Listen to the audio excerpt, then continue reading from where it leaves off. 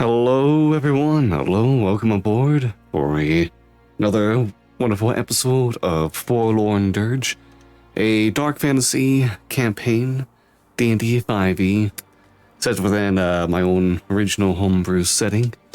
Hope everyone's having a fantastic day. But yeah, welcome aboard as we go ahead and get reunited.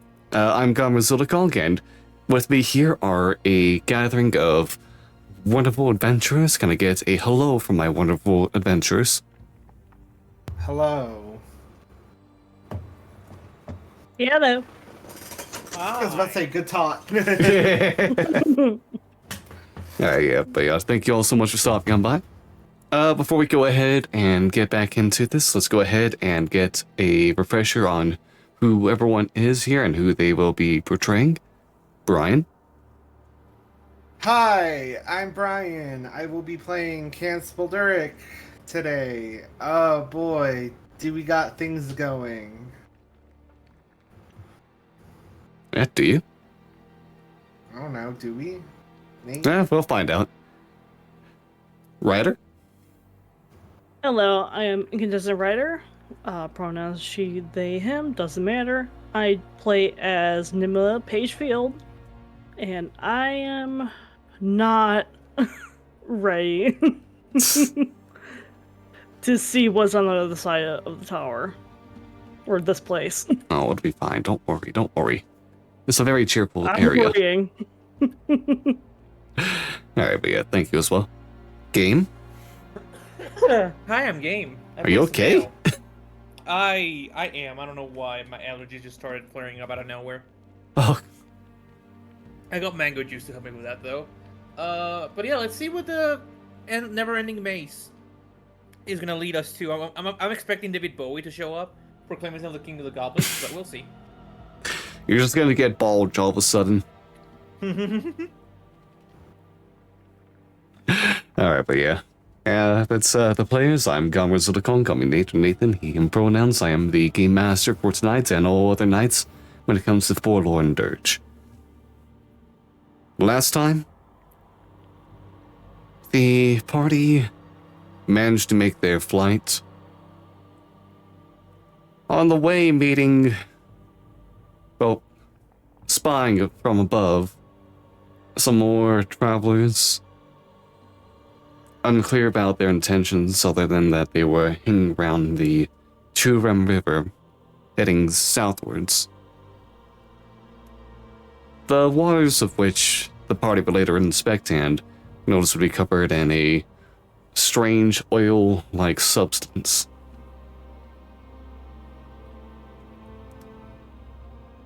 After some more investigation of the area, the party finally made their way to the city of Kila, where they found it blanketed under a sunbleed, much like what they encountered upon first coming to Siona, except much grander in scale.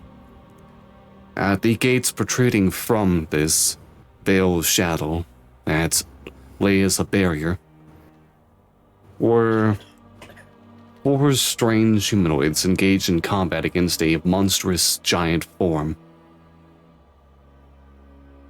With the dispatch of the aberrant creature, the party was then met by let's call it conflicted interests of the city guards that were still left alive after the battle.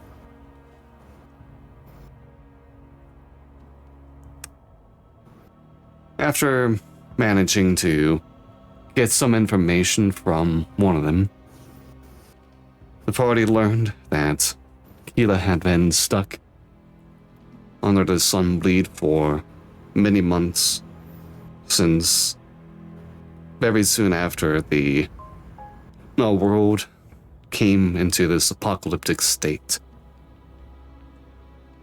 Without food or a ration to help them after supplies ran out, hunger took over.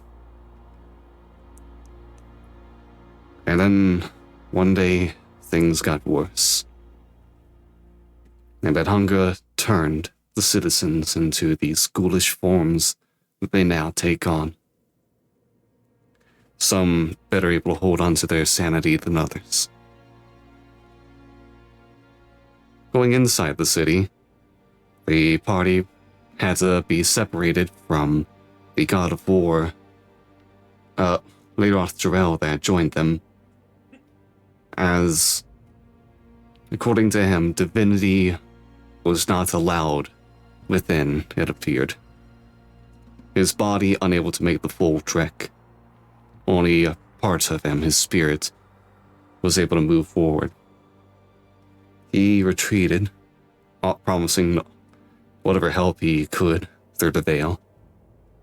And when the party wandered the maze of the city, a twisting and turning labyrinth of buildings constantly collapsing on another, streets raising up and lowering, twisting, diving, maneuvering all around the city to make it constantly change its shape.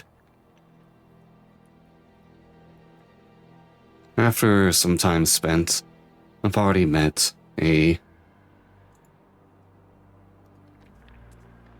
another figure that was wandering around, who would introduce themselves as Yimhalo Stonesmith. This figure let the party know about some more of the problems going on within Keela, as well as mentioning some invader, an outsider called Itrogdu, having planted something in the city, which is when things became even worse.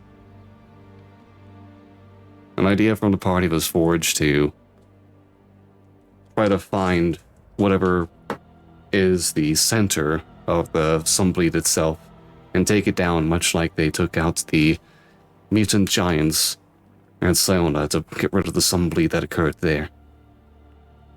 To help with this, as well as to find a way to barter for the forge that they've come here for, the party wishes to meet with some figures known as the philosophers within the Tower of Union. It's at the very center of the city. And so I believe that's where we get ourselves back. Anything any of you would like to do as we get prepared for this? As you make your way to the Grand Tower being navigated by Yimhalo.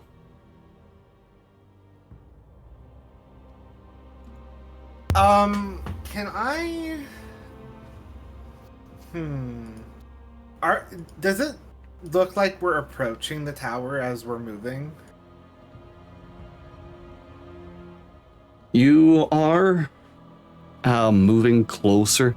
It will be a strange journey, as at some points you will find yourselves climbing on the sides of upturned buildings, or follow a bridge that snakes its way upwards as you move along. Odd movements like that seem random to you, but this person has time down. Mm-hmm. I was thinking about, like, if we could, like, climb over, like, specific, like, walls or something that we can get there, like, faster. But if we're already climbing our way there, then it's like, well, there's no point in asking. I mean, also, I just don't want to, like, climb a wall and then suddenly, you know... fall on our asses. Yeah. You're getting a lot of help in navigation that way, otherwise you might have had to have gotten those as required items.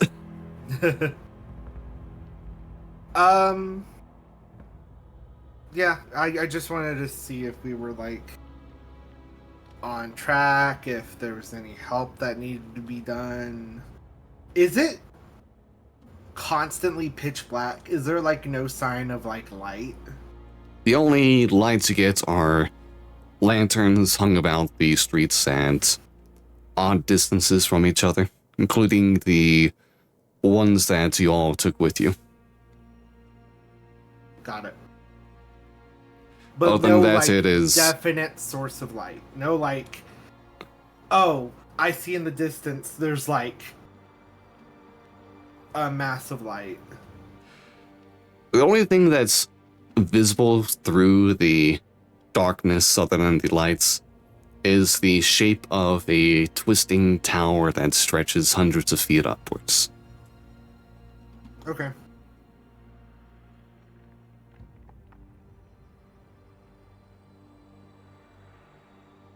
If you all want, you can also make perception checks to see if there's anything else you're able to sense.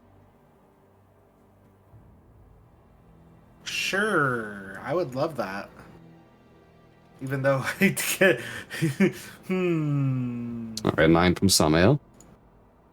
We are wow. starting so good today. Not a natural 20, not a natural 20, just an 18. Oh yeah, because I was with advantage. Yeah. It was not advantage.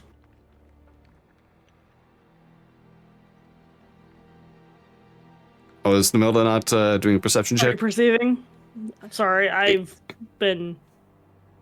It's to try to get anything other than just lights and the distant tower, as things are able to sense as you move. Alright. Yeah, I'll do... Nope. I'm not seeing shit.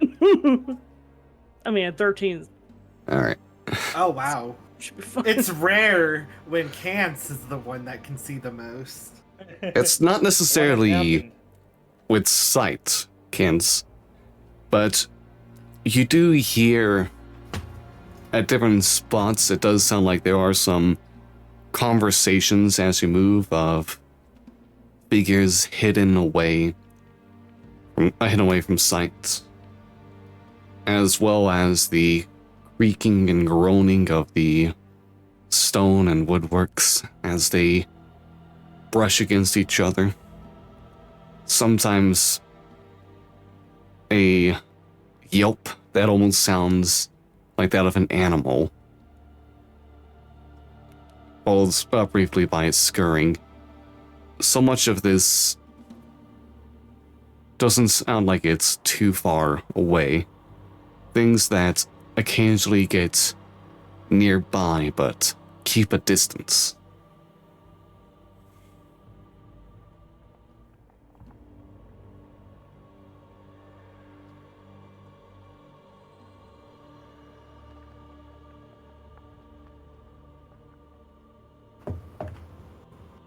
Anything else? Is there... Can I tell, like, an estimated range this is? Or is it, like, all over? Oh, this will be as you go through your walk, but the closest anything seems to get feels like it'd be about 30 feet off from you all. Okay. Just, sounds of something that seems to be crawling before it dashes back away from you all of a sudden. Okay. Good to know. I will keep an eye out.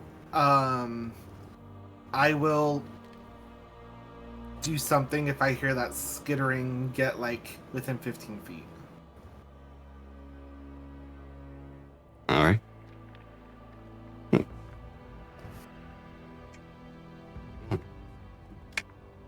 Okay.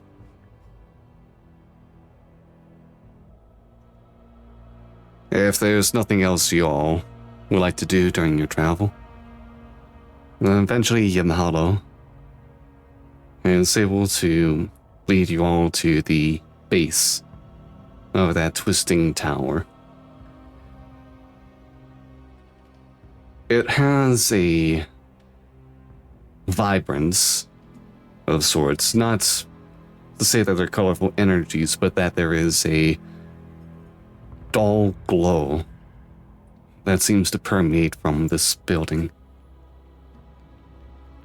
Pillars on each corner continue to spiral around each other, catching and snagging on them like roots of a tree, constantly pushing upwards into the sky until they reach their jagged ends. Several hundred feet in height from... you can also see that it seems to be about probably another 100 or so feet in width. Wider at the base before going to that meeting of the pillars at the top. It is unclear from where you are right now how many might be inside, but you can see that through the glow of the interior, there are at least a half dozen eyes that look back towards you all, examining you all, confused by your presence and looking to your guide as well. Yamahalo will speak up. Alright, here you go. Tower of Union, where most of us who still have some thought still reside.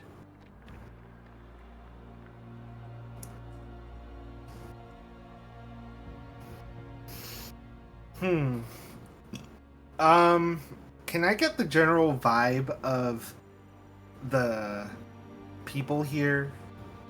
What do you mean by that? Like, are they hostile? Are they... Like, is it a hostile atmosphere? Not necessarily like they want to attack us, but they're like, oh, outsiders. Make an insight check with disadvantage. Okay. Disadvantage. Yeah. It's unclear to you what Because these they're people are just feeling. eyes in the darkness. Yeah, you're not exactly getting full visage. Why have eyes in the darkness have been good?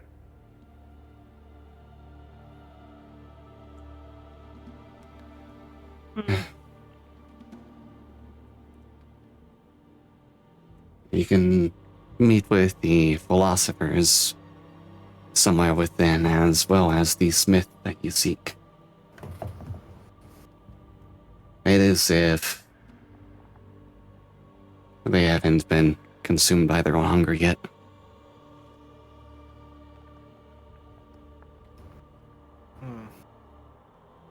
Good to know. Alright, thank you again.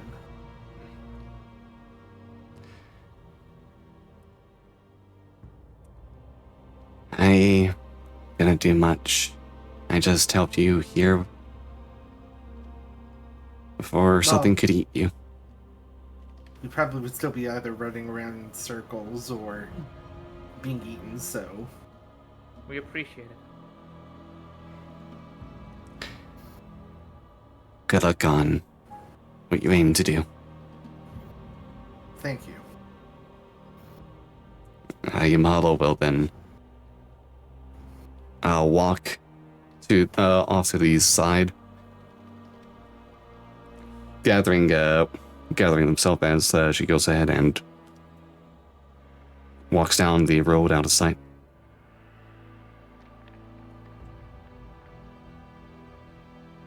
And I guess we'll walk up to the tower. All right. The entrance to the Tower of Union is a cobbled collection of arches that sprout from one another, making so that way it's not a neat looking structure. Instead, you have the curves caving in, pointing outwards, turning upside down at some spot, almost as if a multitude of these entrances just fused together in a haphazard situation. With your approach, you can see the eyes turn into faces, into decrepit bodies of sunken skin, clinging tightly to bone. humanoids of different ancestries with cool blue skin, all of them now, looking at you all, examining, before two of them scurry off with your approach, leaving another all by themselves looking back at those who ran away before looking back at you all.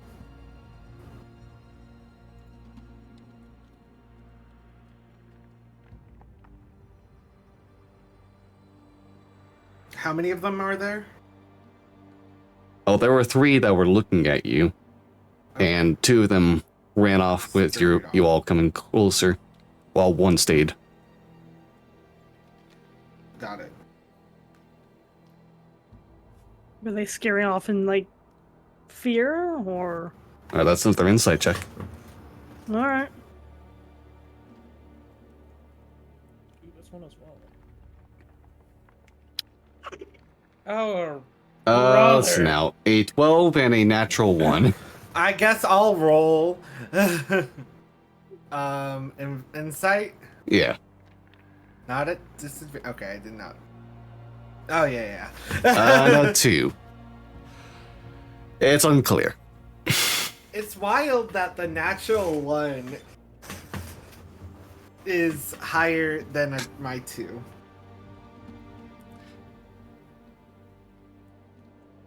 Now, Samael rolled a natural 1 for a 3. You rolled a 3 for a 2.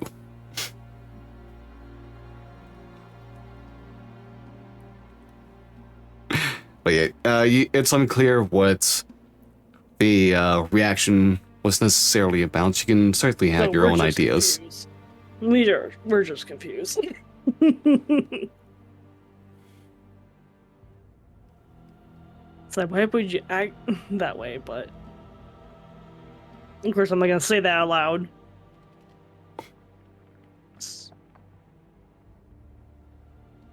Oh.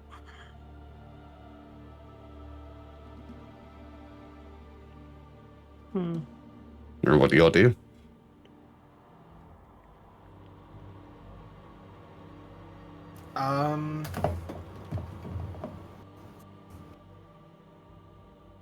I'll walk up. Hello. The person looks at you,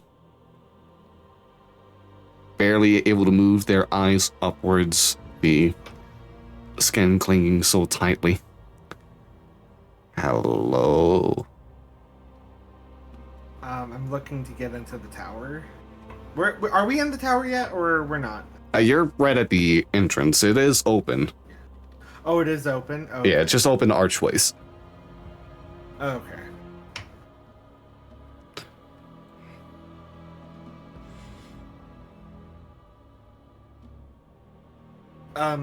Hi, we're heading into the tower. Is there anything we should know about?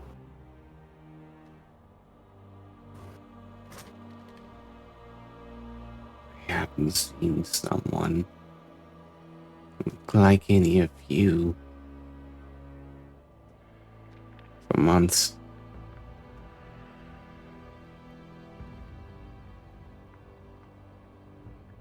You have anything? No way in unless you offer food.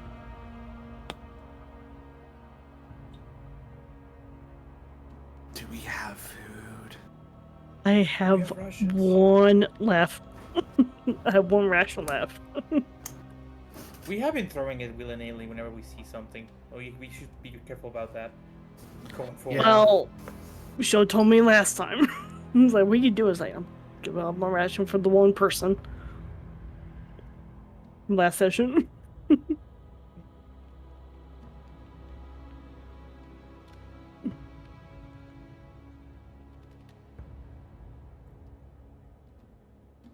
You don't have any food. Find some. Oh.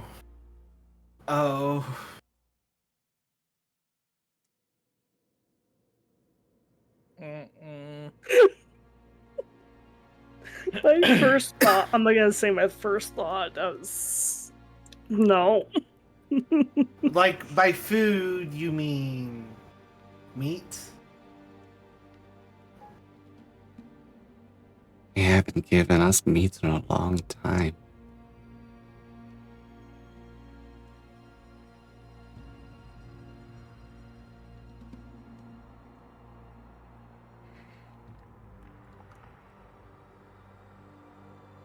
Hmm. I mean, you can give them I a could do for some ration. meat. Although I don't think our ration will be enough. How much are you looking for, like, meat-wise? Can I insight check this guy to see if he's being truthful? You can attempt to.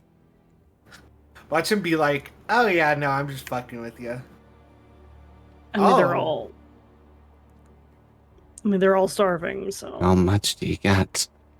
You can tell that this person seems to be talking out of desperation, and seeing three strangers show up has an idea of what they're going for and is trying to take advantage of y'all. Yep, okay, figured.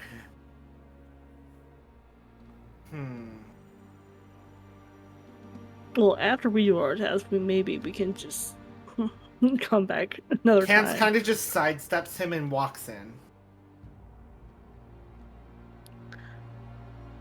This person's not armed, are they? No, and they don't really give too much of a reaction as Cans moves past. Their limbs are thin as their body. So Yeah. So they won't be. So they wouldn't even have the energy to like attack with their own like hands and teeth.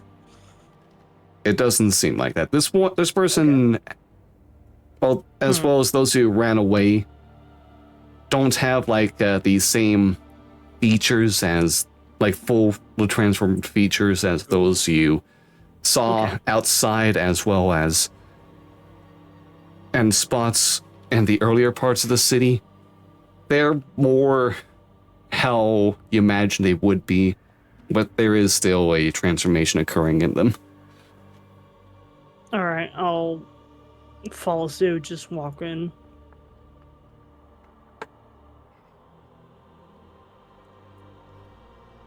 You just hear Like- a click of the tongue as the person sits down.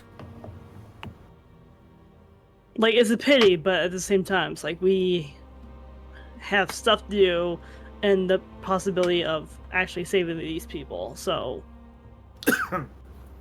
Yeah. the bigger reward would be at the end. Still we hope, anyways.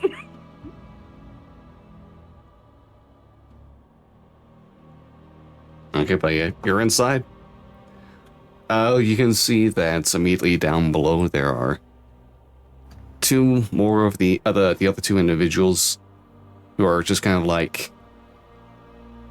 standing against a wall, looking over the three of you as you enter within. And it looks like there is another 10 such people that are in small groups throughout this bottom floor as well. A wide open space with a stairway on the center. One side of the staircase leading upwards and the other leading down.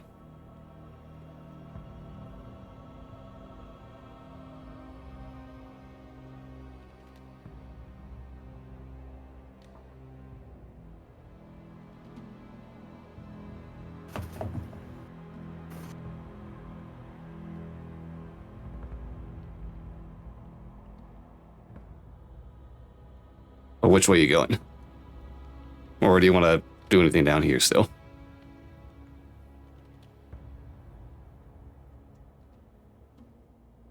I've made too many decisions today. I go to sleep. No, I'm kidding.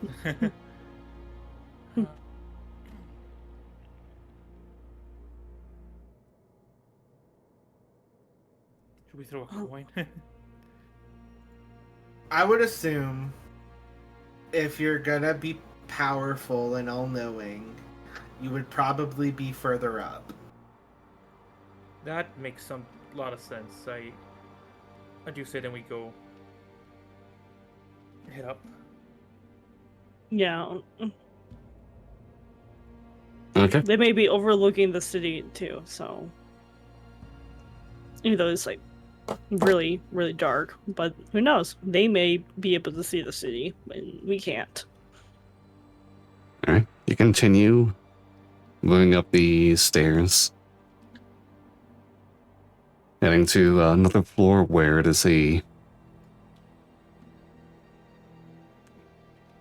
looks to be 2 rings, of which on this floor, an inner space that acts as a hallway that you can see some of these individuals patrolling or just walking around in general. Doors on the other ends with names etched into them. The people here have a bit more muscle and fat to them, it looks like. Their bodies aren't as ragged, but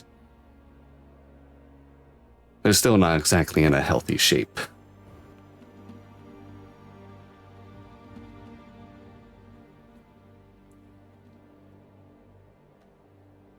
And they all just, any that pass you by, look at y'all in confusion.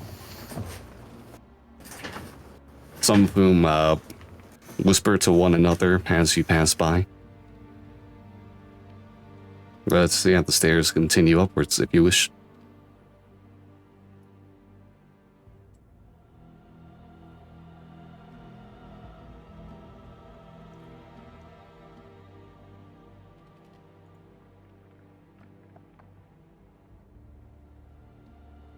Testing. Hello. Oh, hello? My Discord disconnected for a moment, but I'm back. Oh. Welcome back.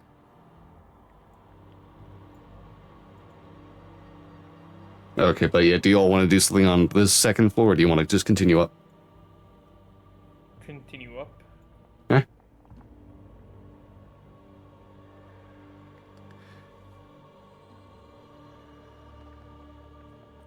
I'll say if you wish to, you can continue climbing up the different floors within the tower.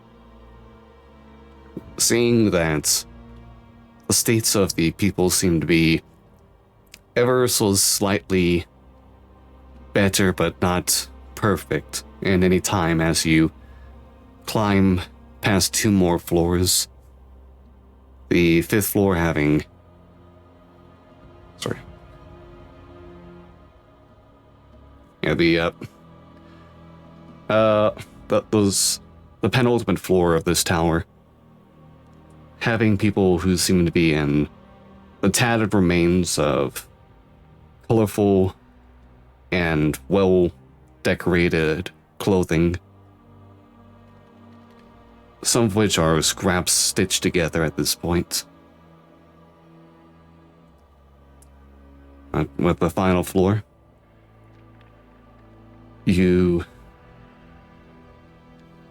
find that the staircase finally ends within a central space in the tower itself.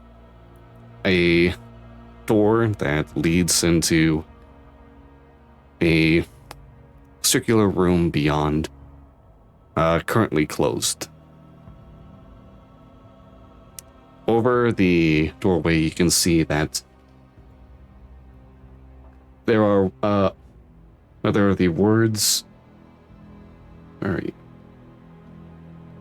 words "Council of Wisdom" carved within the bricks that make the entryway.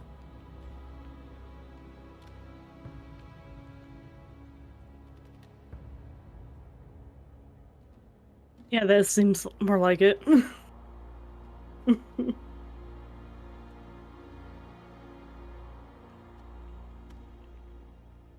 All signs point to the philosophers. Yes, siree. Is there like I was gonna say if there's like anyone guarding the door or just or like a receptionist? There is. There's no one on the receptionist would be at outside. the bomb.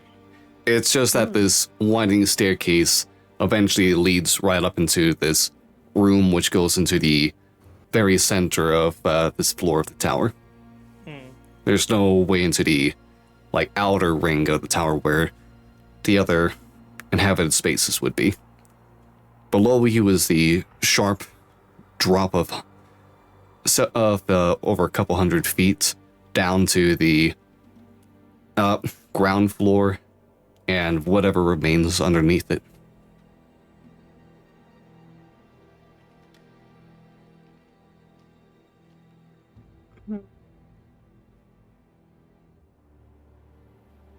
Doors closed, maybe locked.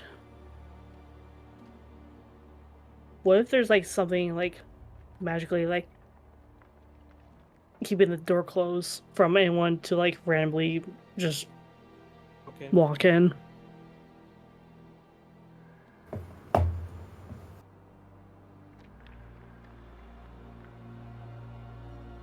I won't be able to investigate that, do I? Do you want to check if it's locked or trapped or anything? Yeah. All right. What are you investigating for?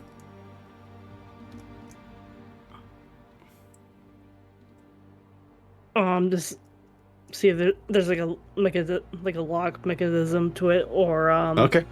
Go ahead and make to an see if invest. there's like any like I don't know magical like runes that I could probably see without having to like feel for like magic or stuff like that. All right. Go ahead and make an investigation check. Oh my god! Oh, natural 20 for a 30. Holy Jesus moly. fuck. Jesus. You look into the door, and yes, there is a keyhole within. And as you kind of like check this locking mechanism and kind of like peer through it, you see that there seems you can see directly on the opposite side is. Yeah, I'm giving you this as well with the natural 20. A stone chair with the back of it extending 20 feet up to the ceiling of the room. And sat on there, you can see at least part of a figure with a long gray robe, tattered in spots, a face of gray-blue skin that clings tightly, almost as if it was pretty much a skeleton staring back at you, if it weren't for the bits of flesh that can still be seen attached. The figure, from what you can gather, is turned over, looking somewhere else. And as you're also looking through the keyhole in this inspection, you do notice that it does seem to be unlocked already. Oh, it's unlocked. So You basically just open the door, picked inside, and be like, "Oh, hey, it's already opened." it's not like a push door, is it? just It's got a door handle. shove open. Okay, it doesn't have a door handle. Yeah. It would have been so wild if it's just like a swinging door. It's like, oh, you could just push it and you'll walk right in. Well, yeah, it wouldn't make sense with a keyhole.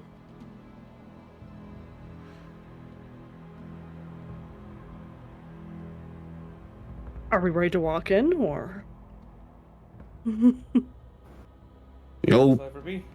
here. All of you just roll a stealth check real quick. Hold on. Uh-oh.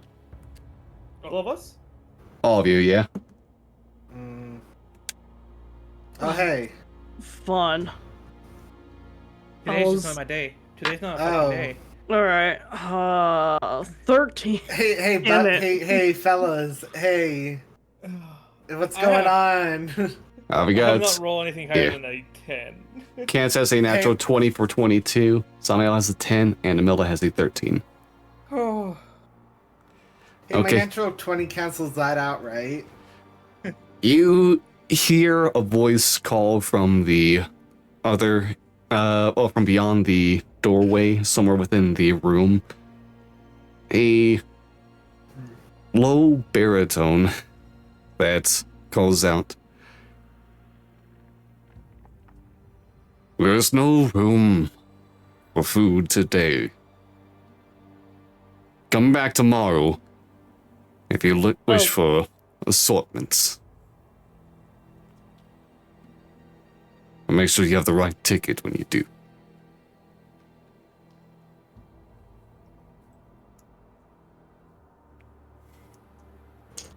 Huh?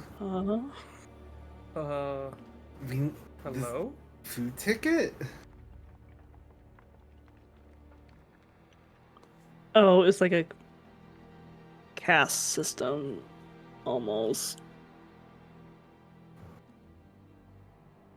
The higher up, the higher you up, you're more than likely to get more food. If you're not likely enough at the bottom, when you're poor, you're not able to. Great.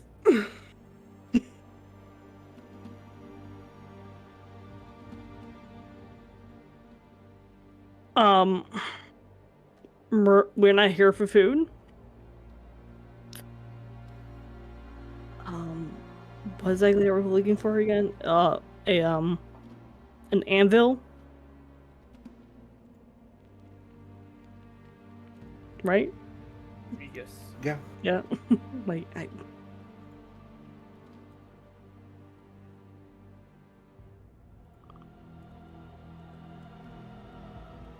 Now you'll hear another voice call out, a mid-alto. "Outsiders, your voices are unfamiliar to us. What? What do you mean, us? Terry." And with that, the door handle clicks, and the doors begin to open inwards.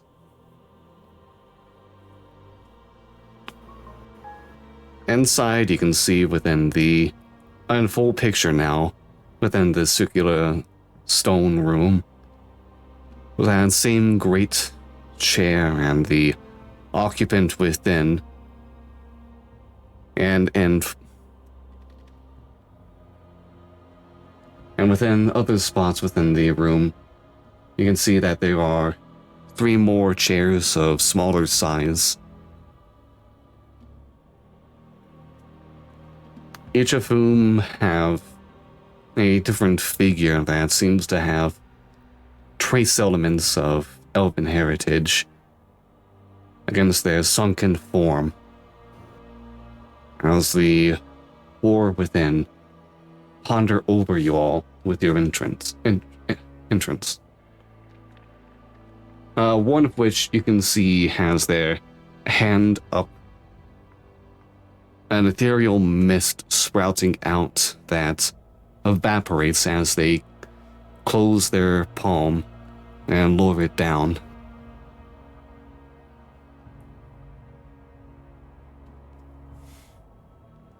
The one who stands at the far end of the building, talking to you in that same baritone you heard before,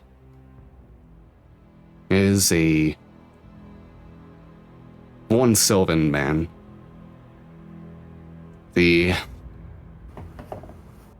hair long and flowing past the shoulders, spots of baldness from hair once removed, dark gray eyes looking through all of you.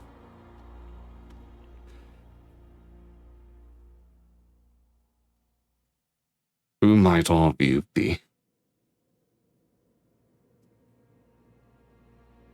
curious. Keeler hasn't had any visitors.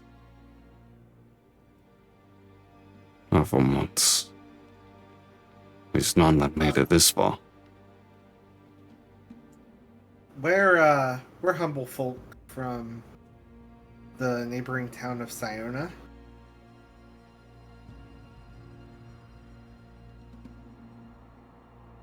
And we came here in search of an item that is in Gila's possession.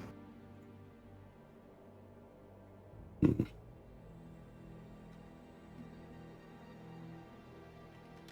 what is important enough for you to make the journey from Siona to here?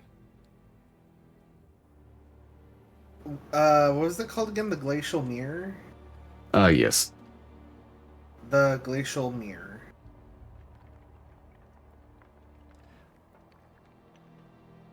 We wish to procure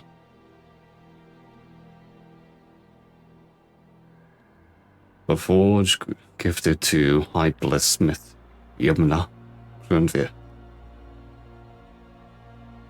Yes.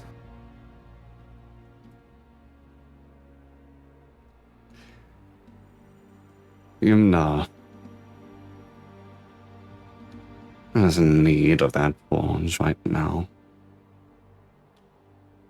We need whatever we can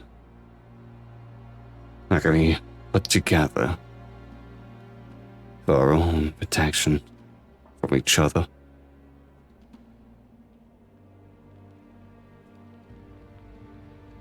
You mean what's going on inside this dome?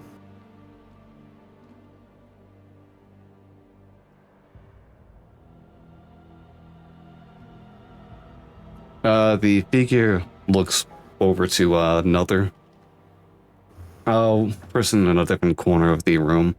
This figure having more short cropped hair, kept close to the sides, and they seem to nod over at the first and look over y'all. The first figure then asks you all,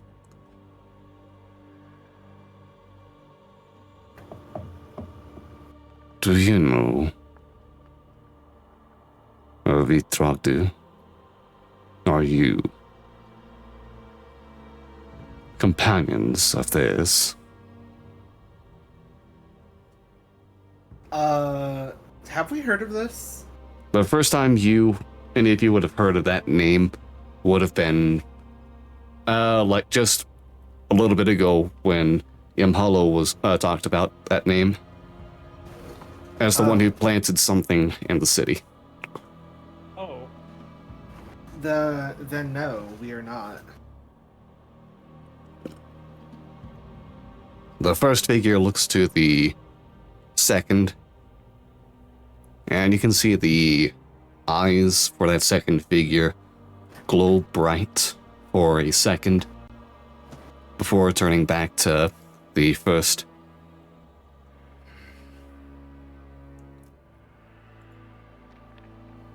It is all right, Dorman. They are what they appear to be.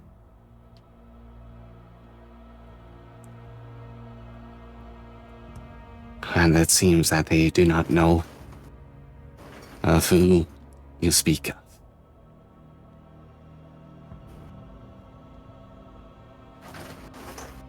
Thank you, Gilreal.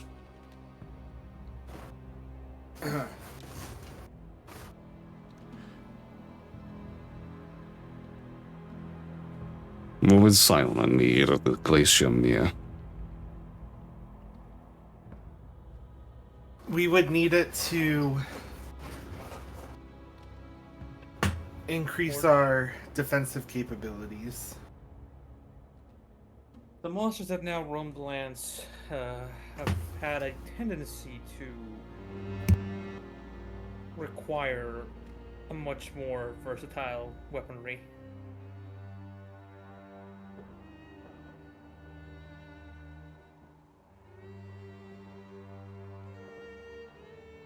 And you all believe that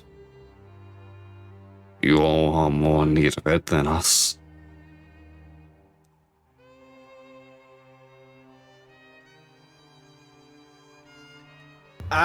Well, I would suggest a cooperation. I don't see why two different communities can't come together and withstand the forces that try to tear our civilization down. And what Pantheon tell is going on within Siona then? What forces do you speak of?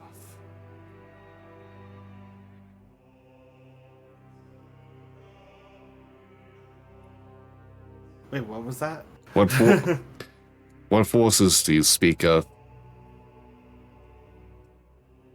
In Siona, right? Oh yeah.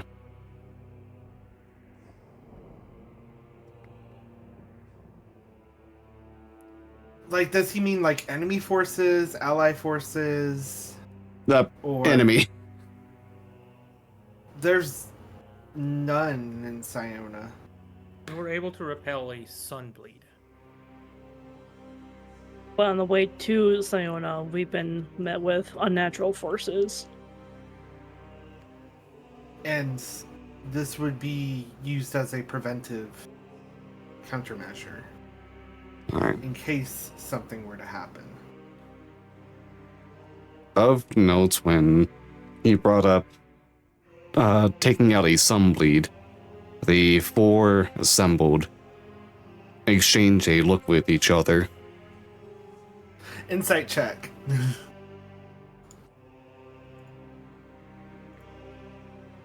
Ooh, I'm rolling well today. Okay. You're able to, with the 16, you're able to deduce that this council seemed to, obviously made a particular note of you mentioning taking out a sunbleed. And their glance at each other is as if giving a silent agreement that this is something to look into. That you actually presented something interesting. Mm-hmm.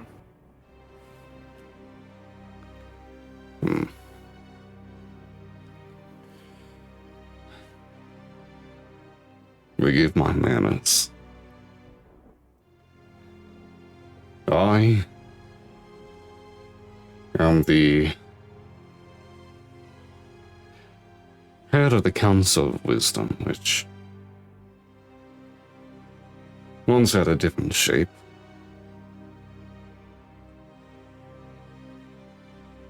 But here we are now. I am High Philosopher Domon Bothantis. I'll put all these names down for you in a second. Thank you. Yes, please. Thank you. He motions over to the one that I communicated with just a bit ago with the short cropped hair. It is Philosopher's Sight, Gilville, Creve.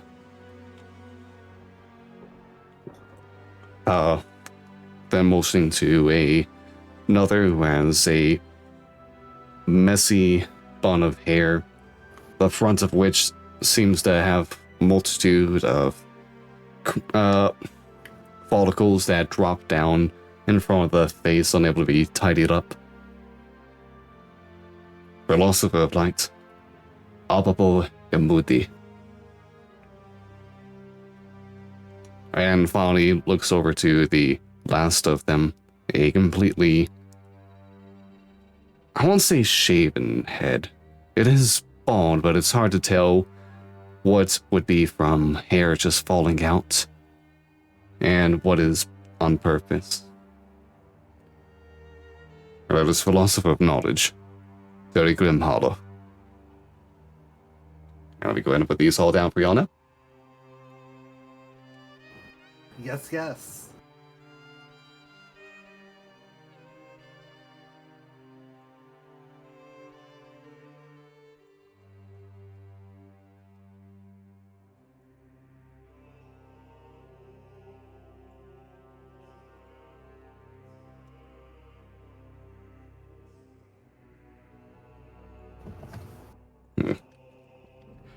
Yes, together we are the Council of Wisdom. Who are you, strangers from the strange land?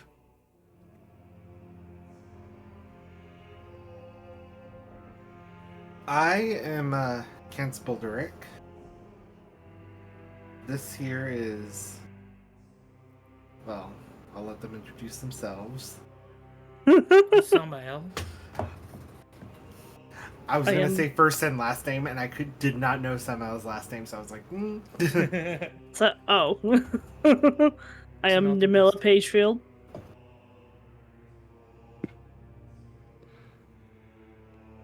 Kans, Samael, Miller.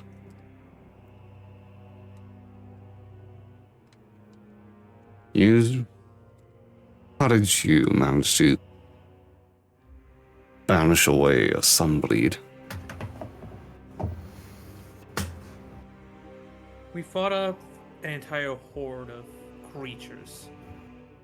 that There's a apparently giant and a lot of other smaller creatures, yeah. we saw them touch down on the city.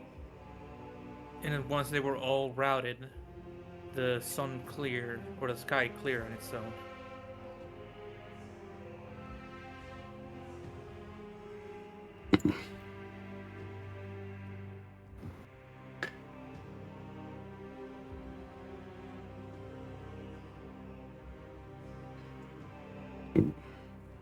So you believe the key is to defeat whatever creatures are spawned? Or is there some other measure you theorize? I hear. Did anything else happen when we destroyed the creatures? Like anything of note? It did seem, at least in that case, that the Sunbleed disappeared following the demise of maybe all of the creatures, but in particular The big boy. yeah. The giant, yeah. It necessarily doesn't have to be everything that spawned from the Sunbleed. It could just be whatever has the most concentrated energy from the Sunbleed.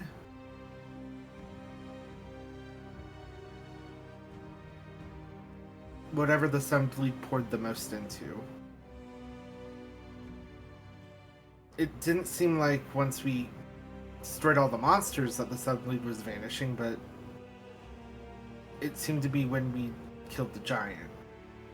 The Sunbleed started vanishing. And only fully vanished in time.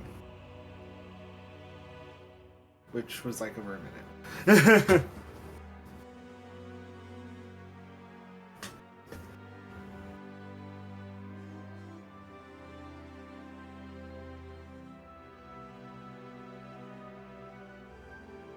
If you know of a concentrated spot where the Sunbleed seems to be forming, then it could be possible to remove the Sunbleed over Keela. We know not where such a creature would be, but when the figure known as Itraptu arrived, they planted something that burrowed deep within the center of our tower.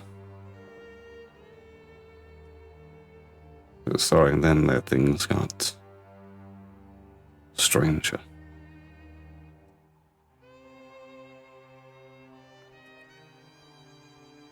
We dare not venture into the abyss beneath that first floor. What a call of hunger it's created. Perhaps something lies underneath. We've sealed it off in fear of what could be down there. But we can have the rubble removed.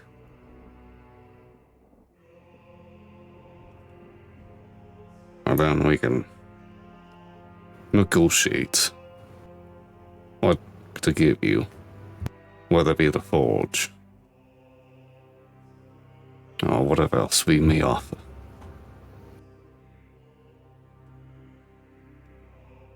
If this can help remove the shadow over Kili, anything else would be a bonus. We will need better equipment, though. At least the better weapons. If the forge is up and running, then there should be some magical weapons that we can procure, at least for this mission. If we end up failing, then we can just return them.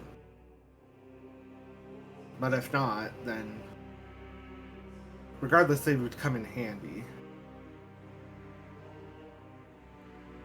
Make a persuasion check. With advantage, because Samael helped, right? Yeah, I guess somehow helped, yeah.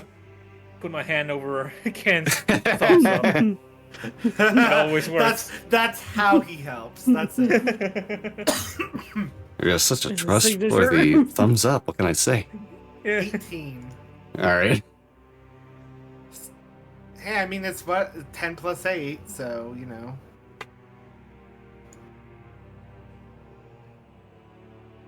Very well. Dolmon looks back over to Terry Grimhallow, who nods and raises their hand up. You can see in the space above a coin conjure, and then be presented before you all, moving along a chilling mist that acts as a cushion for it as it glides across the air. Oh, shit. Who picks it up?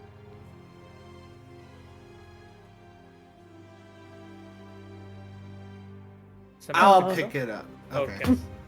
Whoever picks it up, you can see that on one side, you can see is given the image of a shield with a rose in the center. And on the other, you can see a vision of a tower, fully unified instead of this malformed construct that you are within. Gliding, piercing into the clouds above, a sun peeking down from behind. Dormon will continue. That is the mark of Kila. You may present that over to Yimna.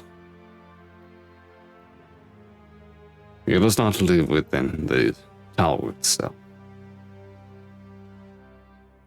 But you may find him several blocks within the center.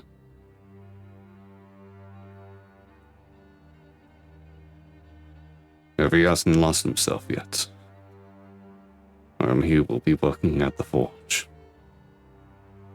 You can give that to him, and each of you may get One item from the forge. Got it. Thank you.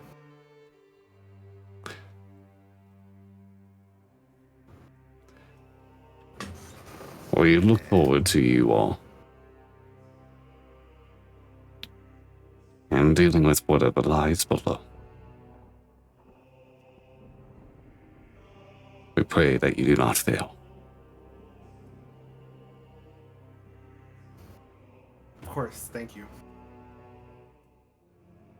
And we turn to leave. Okay. We asked him to also help with getting our garden. I don't think that's something they can do. Okay.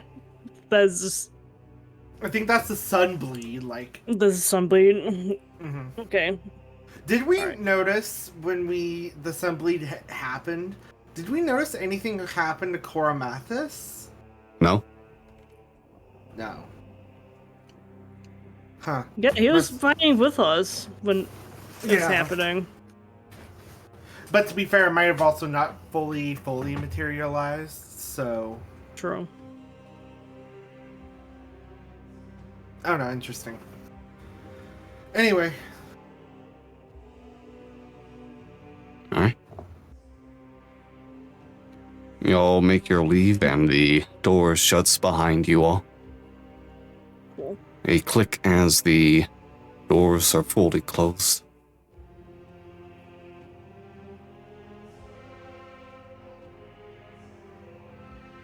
Anything else you all would like to do? Or do you want to just make your way to the smith to visit Imna? I think we should probably make our way straight to the smith. Waste no time. Yeah. Alright. You descend down the stairs. Exit out of the tower. As you make your leave, you can't help but notice all of the eyes that linger on all of you.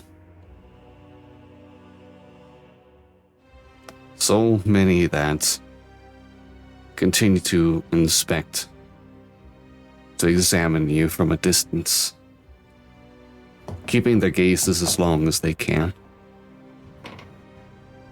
before you get yourselves out of sight.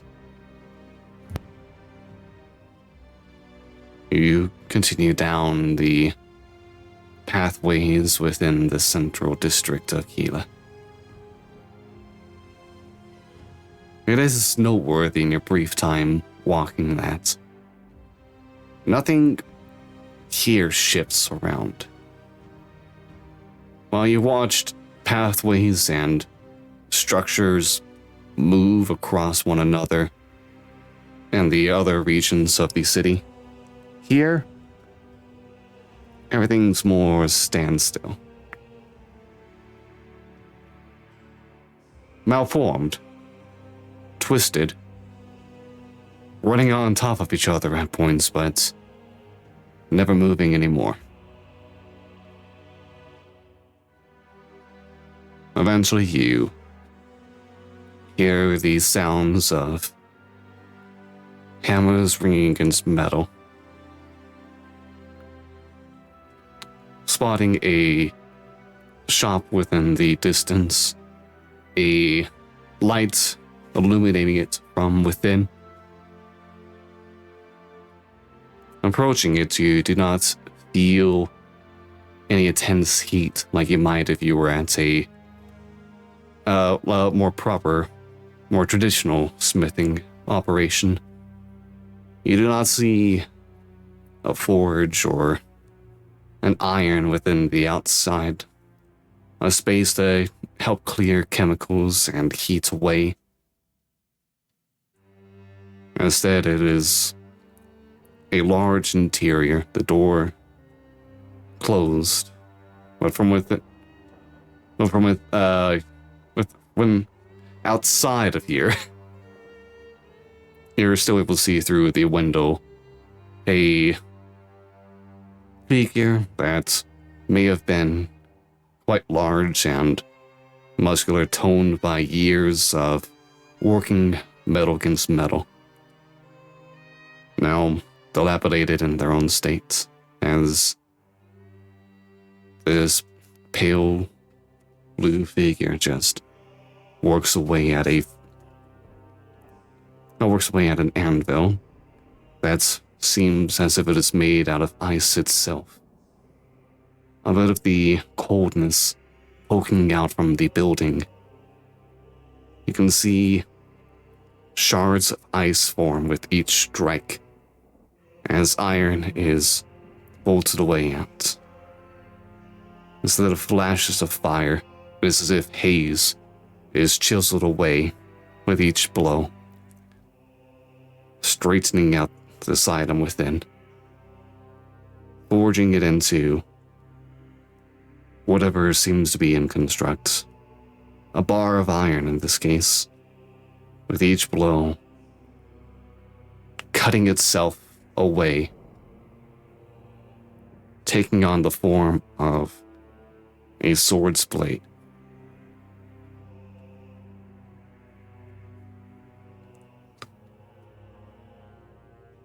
Yeah, that's just things on outside. How would you like to proceed?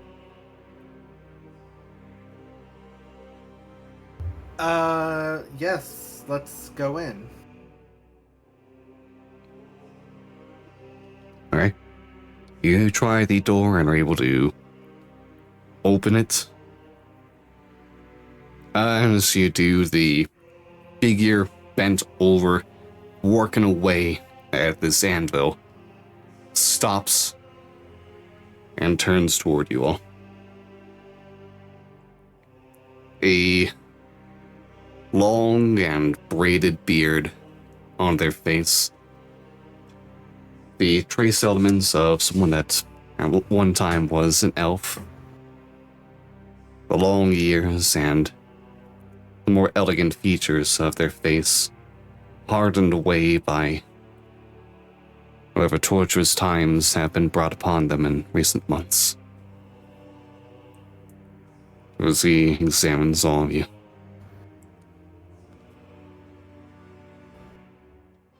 Who the flying fuck are you lot?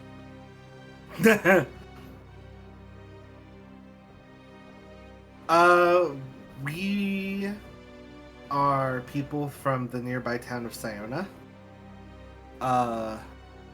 We came in search of an item, but we were recruited by what was the group called? Oh, the Council of Wisdom? Yeah, we were recruited by the Council of Wisdom to help out with a growing threat underneath the tower.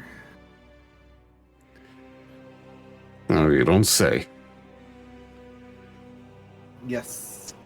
And I will show what are their pronouns?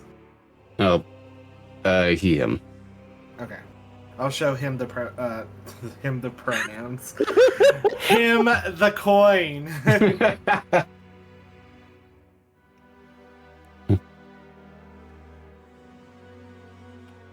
So it seems you did have a talk with him. You don't by any chance have any food on you. Well, it's been a few days since I've had my share. Now we could give the last ration.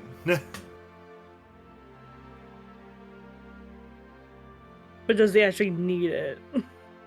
Insight check. Does he need it? Sure, go ahead and make an insight check. I'm 5. sensing food is really just a currency in this place that given the situation. Yeah. I mean, Oh, there we go. okay, Namilla, a 24. I mean, doesn't seem to be a thing of like, yeah, I'm not gonna do this unless you give me food. It's more of a, a hungry person looking at you and be like, do you have anything that can help me not feel as hungry? Yeah. It's more Like, it is hey, needed, but it's also not direly A needed. demand, yeah. I mean, honestly, if we were to give anyone food, I'd rather it be him. Yeah. Can I like do a half of a ration? Be like, here's half. Yeah, you certainly can. It's literally the last one I have. Yeah, the I Imna. like his attitude. I like his work. Yeah, Compliment. Imna looks it over. What is your rations, anyways? Whatever a ration is. Whatever rations we had, they have in Siona. Exactly. We could say that it's more. It could be jerky for all I know. It could be jerky. Okay. It could be. I'm not sure, like, what Siona's food situation is. Like, what they mainly. What their main produce is. I would assume it'd be mainly that. I haven't had droid meat in quite some time. Just Yeah, it seems takes like it everyone's having and that just trouble. he just bites into it, just taking it into his mouth all at once, and just kind of like start talking while still chewing on the food, seeming to want to savor every morsel. So, the fuck y'all wanting right now, then? One magic item each. Yes, sir. Yeah, yes, please.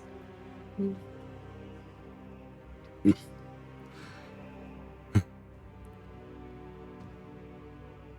you think I know what you all want? Alright. I can give you. I On mean, the store right now, great sword. I can get you. I certainly can get you. Right, so there's 3 of them. I got 4 long swords, 2 short swords. I got a bundle of arrows. And I got a few different pieces of armor ready. Fuck, I didn't even think about armor. True. We're all I focused feel on like the. I feel like the only one that doesn't need a weapon but could rather use an armor would be Semel. Because Technically, I don't even use an armor either because of unarmed defense. ooh, that's true. And your hands are magical weapons. True, but I mean, like, if I could have like a magical weapon, like a staff that can extend itself, that would be pretty cool. Yeah.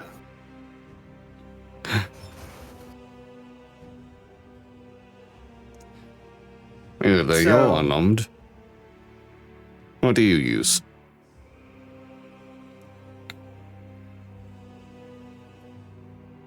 He's pointing to Samael and asking about the weapon situation. I don't suppose you have quarter staffs or anything that I can blunt hit my opponents.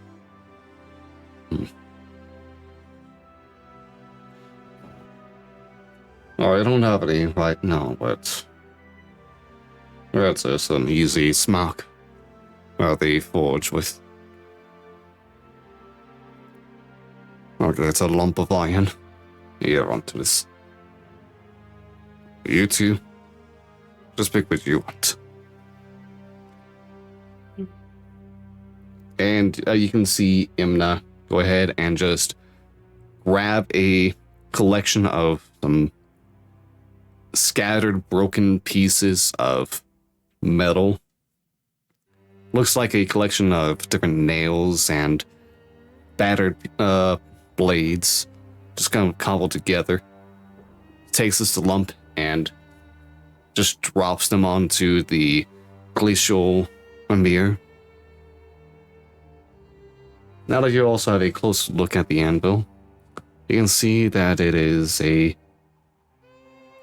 two-horn classic, which I'll go ahead and give you the image in the Discord as a reference for what that means. Yay. Kind of like a bit of a classic, what someone would expect for an anvil. Two-pointed ends, a flat center. It is 50 inches long on top, the base 20 by 18 inches. It has a gray-blue color that shimmers as frost, constantly melting off the edges, akin to the haze of a cold morning.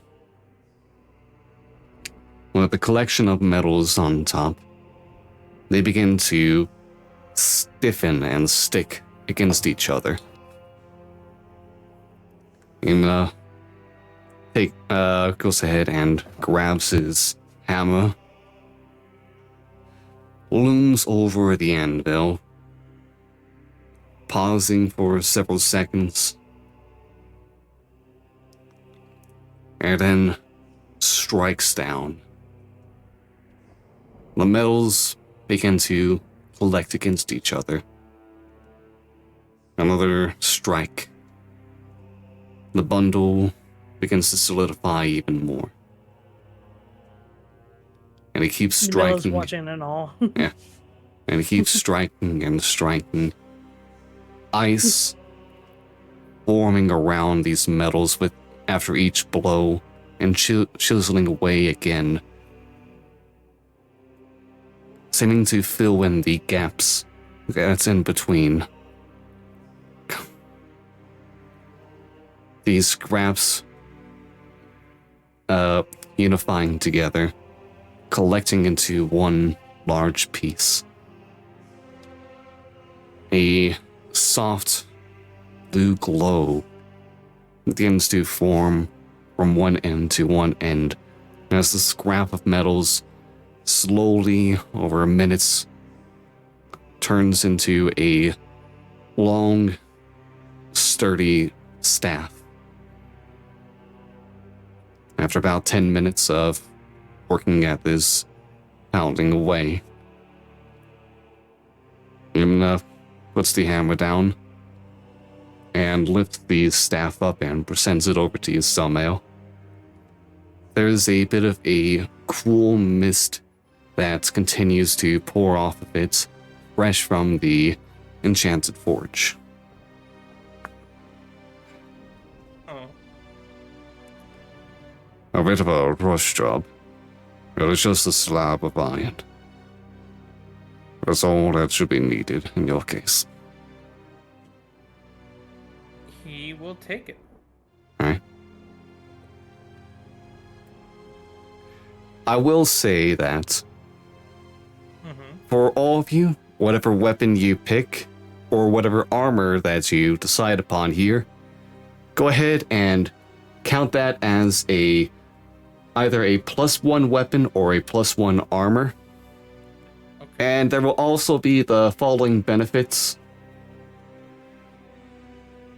Here, let me go ahead and put down for weapons within the Roll20 chat. That with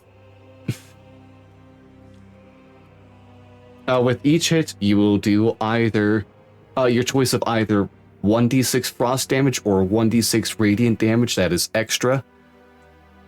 Oh, 1d6 cold or radiant. Ooh.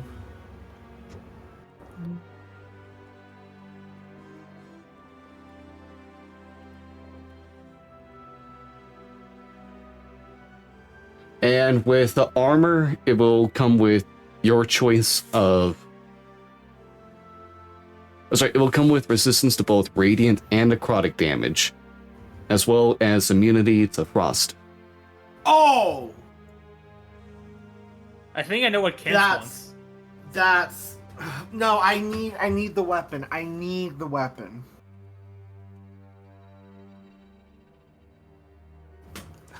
But like... Immunity frost is insane. Immunity to frost and resistance to radiant and necrotic is kind of goated. Like, Damn. There could be a. Hmm. Ooh, fuck. Ooh, fuck. Apologies for the common display. I haven't been able to produce any worthwhile material in some time now. No, these are fantastic. Makes you wonder what getting worthwhile materials can do. You dare say that someone that God's granted this to, that these common trivialities are something worth caring about?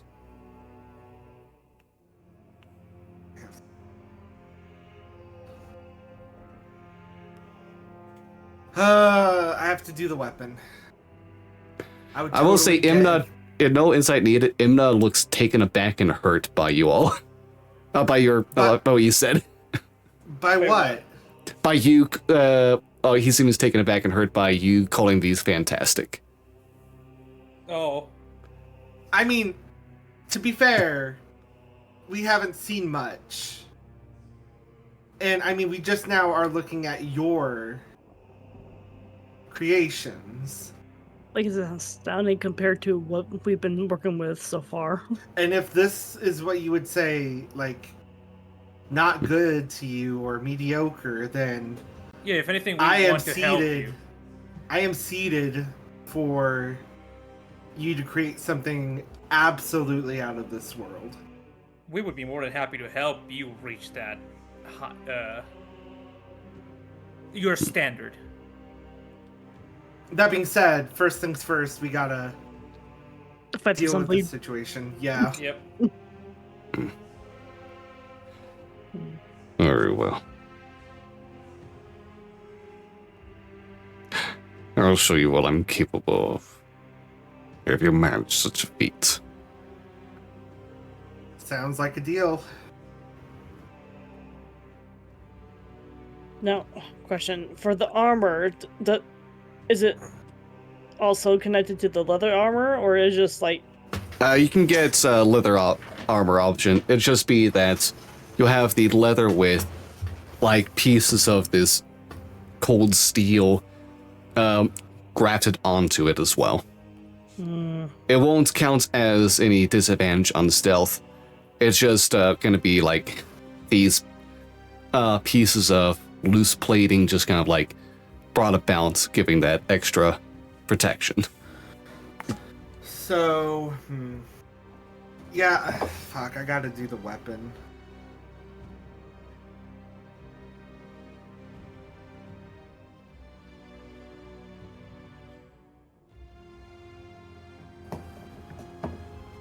I'll take the great sword. Okay. Alright, so we got a Frost Forge Greatsword, a Frost Forge Quarterstaff. What is Namilda picking?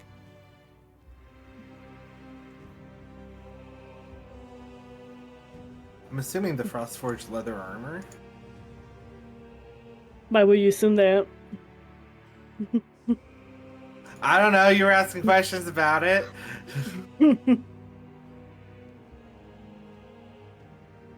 Fuck it, I'm going for the armor. Okay. The armor is really fucking good. Like, I 100% get it. Like, if it wasn't for, like, above the table, if it wasn't for lore reasons, I would totally go for the armor. I'm different. I'll go for the armor. How Alright. different. Fair enough. You want to be built different. And honestly, if Samuel didn't take, if wasn't gonna, like, take a quarterstaff or anything like that, I totally would have double dipped.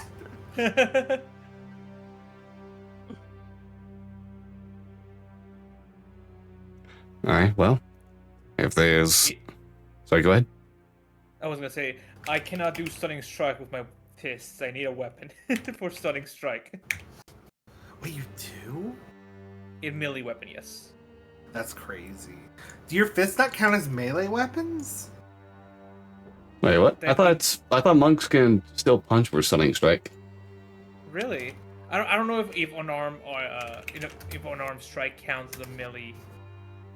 No, that It might just be the says- 2024 version. Yeah. Because it specifically mentions melee weapon attack. I mean, your unarmed attacks count as melee weapons. Oh. Well, now I know. At least that's how I would rule it. I've always just used an actual like weapon as to keep it safe, but Oh yeah, 2024 version. They say monk weapon or unarmed strike. So I would say anything. up to Nate. Oh, I've always understood it to be punch because that's always how I've seen it. So I'm gonna go ahead and say that fist are allowed. Woo! Game's hand's not rated E for everyone. Real.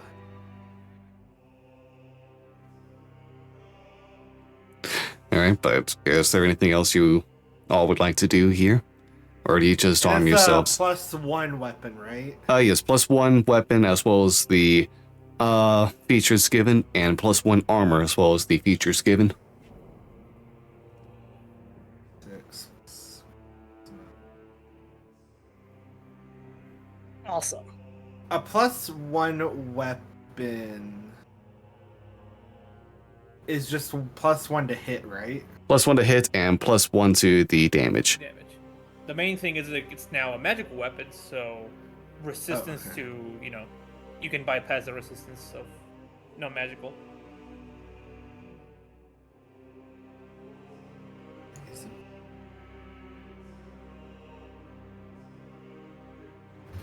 I do want to go ahead and go above the table, by the way. What you just got is is nowhere near the most insane things I have ready for you all. Oh God. To end the campaign. Oh Lord. This is crazy. You're living in... behavior. this is a campaign in a world that is used to magic. And high magic. 6 plus charisma +1.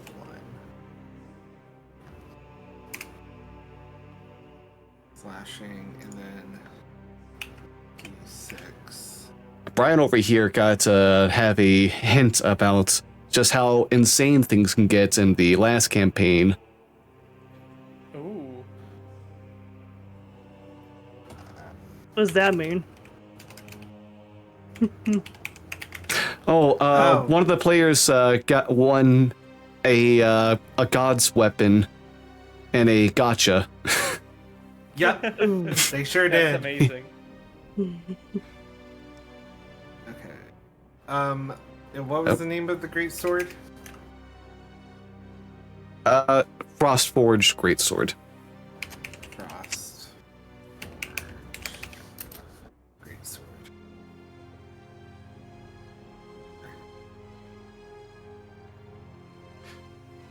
I should give a reminder as we're getting this settled as well. It is very heavy looking. It doesn't look like... You will have the three of you wonder if you could lift it up on your own together. Like the anvil? Yeah. Oh. There we go.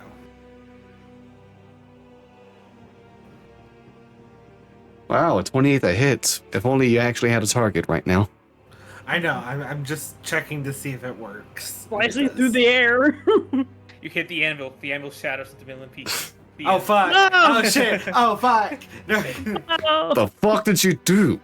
What am I supposed to do now? I hear there's a McDonald's nearby. But the ice cream machine is closed all the time. That's why no one visits it. Otherwise, well- we wouldn't have a hunger problem. You mean the eternal night isn't what's causing it to be closed? All right, whatever.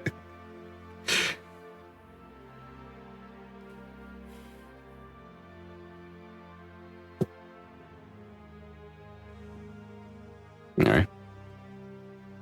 That's why everyone went feral. Yeah, the only other option was Arby's, and who the fuck is gonna choose that?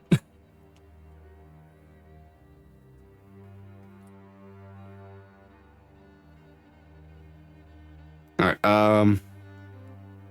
but is there anything else you want to do here, or do you just want to get yourselves armed and armored? think that's all on my part. That's it for me. Okay. Namilla? I got nothing else to Okay. do, so. In that case, I mean, we do take a short rest to attune. it's not that you don't yeah, need to that's true. attune. Oh, these don't require attunement? No. Oh, hell yeah. Okay, never mind then. Let's fucking go. No, these are just the basic things from the forge. Come on now. This is why he was so hurt.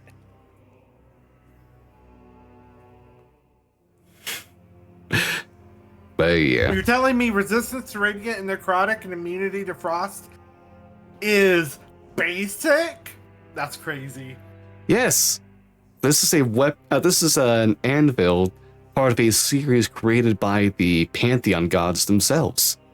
Yeah, we are using scraps here. Yeah, if you brought we some gotta get forth like a material. quality item, a material, and we're like, hey, can you make something out of this? You can get an actually good item from that, possibly.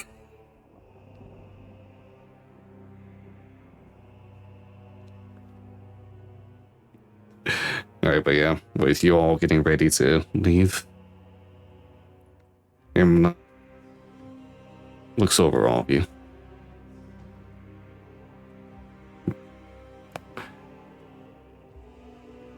We're found Theon. Or what's left of them. Look after all of you. I'd like to be in better business than now.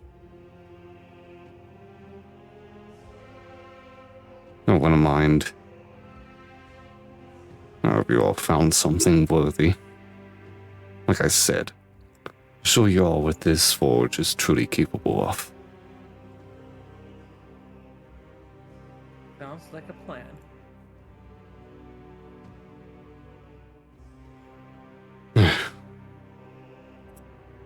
Yep. So long.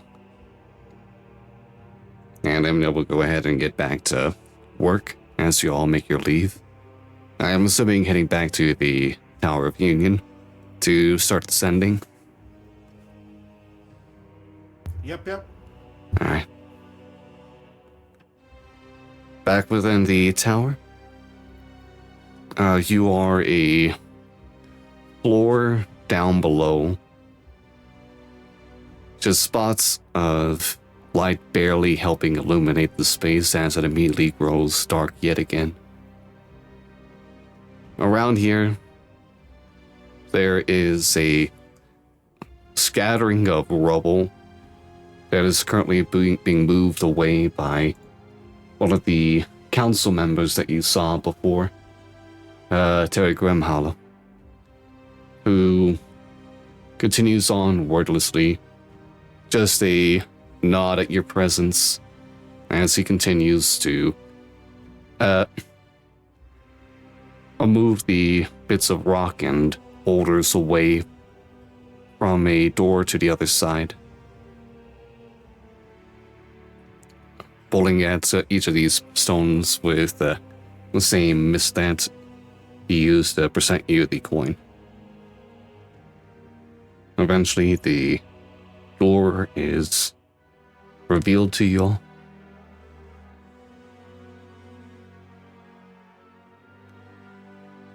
And I'm assuming you proceed.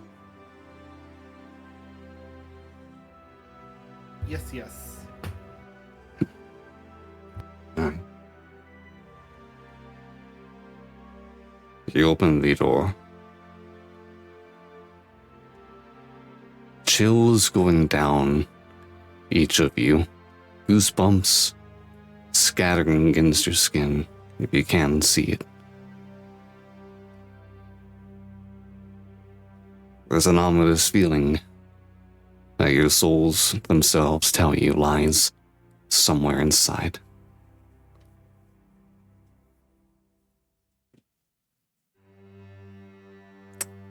And on the other end, the door closes behind you. You can hear rocks being shuffled back into place. As before you lies yet another staircase leading down into dark depths, no light shining from below. Just a sinister air that grabs hold of your very lungs.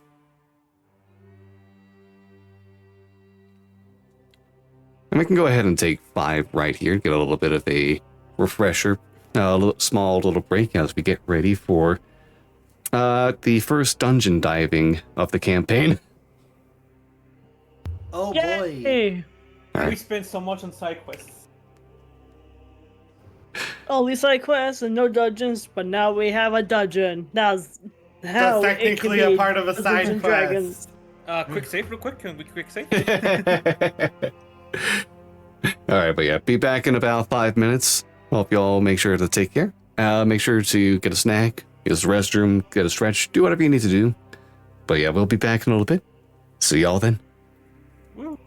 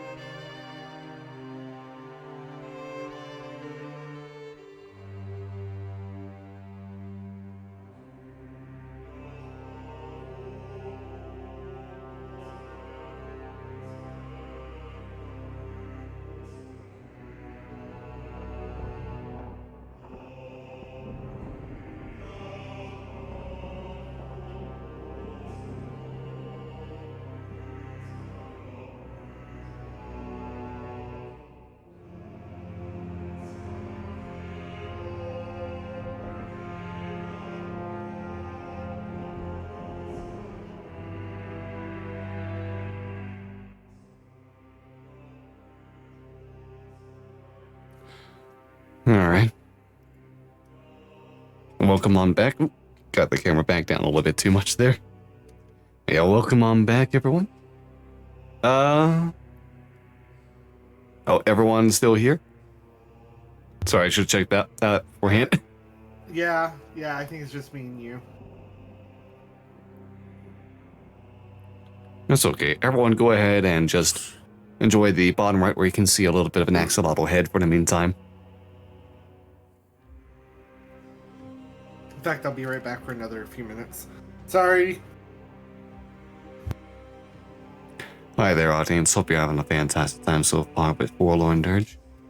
I'd like to spend this time to remind you all not to go ahead and just blindly descend down darkened stairs into a nightmarish abode full of unearthly creations and nightmares of countless who've perished and countless who have yet to live. And also, make sure to eat your vegetables. Yeah.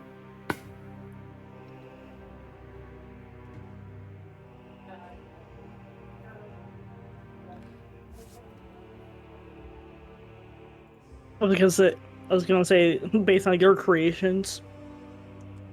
Oh, it's not gonna be that bad? Let me double check here. Hold on.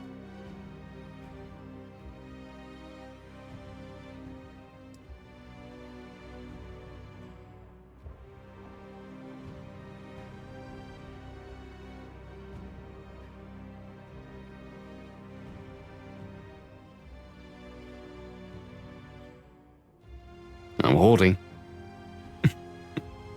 Sorry, people are walking in and out of the house.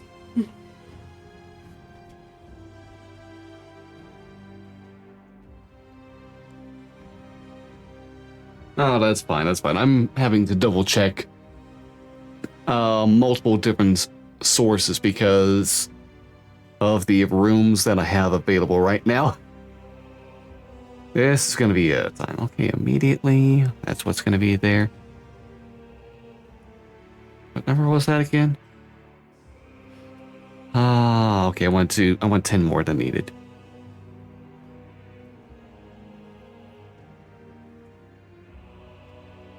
Alright, I'm back. Welcome on back. I guess we're just waiting for a game. Are you here yet? Nope. Alright. Everyone having a fun time so far? Everyone enjoying themselves? Yeah. Yeah, it's been good. I'm a little achy, but I'm fine. I'll live. Unfortunately, it's actually terminal sleepiness for you. You... Oh no, I'm achy, not eepy. Ah. That's even worse. Yeah. I only got 3 to live. You think you have that much? Yeah. 3. You're optimistic, alright. Yeah, Nate? Yeah. Alright, Yeah, you know indeed. what? My roommate, ladies and gentlemen.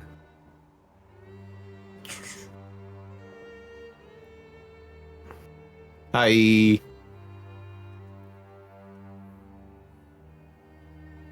I was waving up to the ceiling.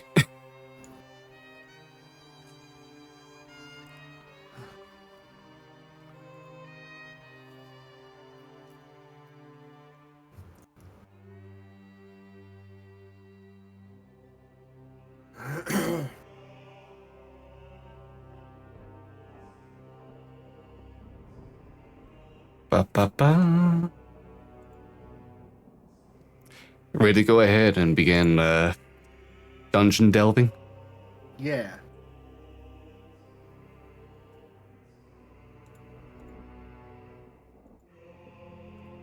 This should be a nice time.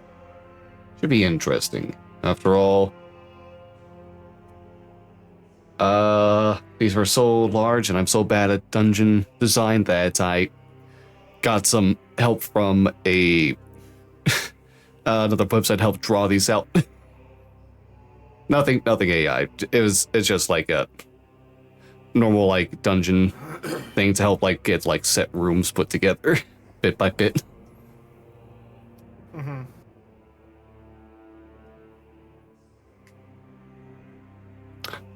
Did game fall in?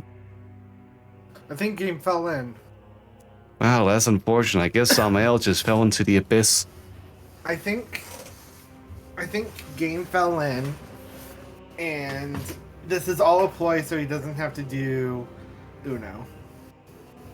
You know what? That's honestly a valid tactic. I'm gonna have to look into that myself.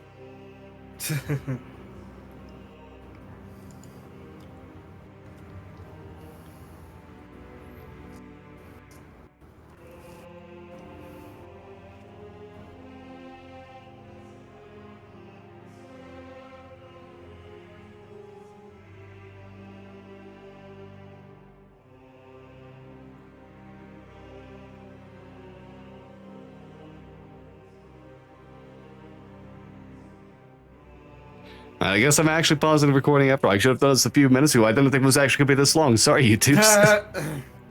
Alright, we're back. Sorry about the several minutes of dead air waiting around, folks. I guess it's a longer break than expected. Yeah, here we are. Descending down the stairway. The air continues holding a chill within.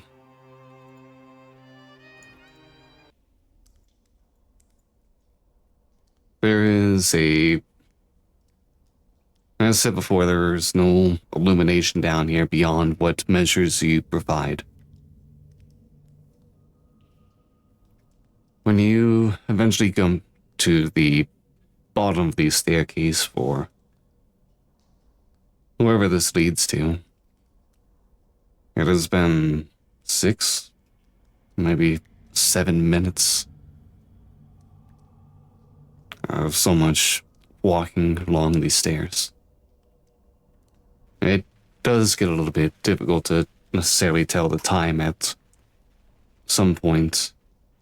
No outside measurements to help you keep track of things in comparison.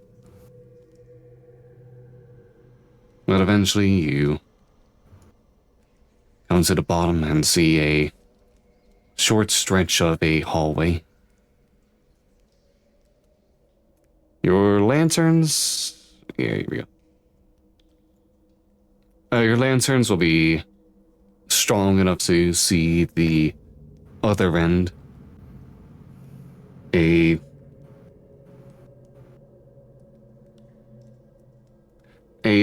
doorway on the far end directly in front of you, made out of stone with the depiction of a serpent on the other end, coiling around itself.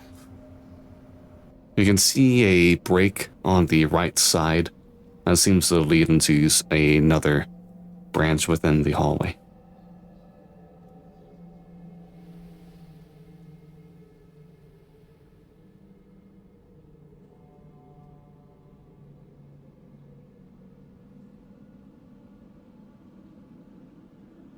How do you proceed?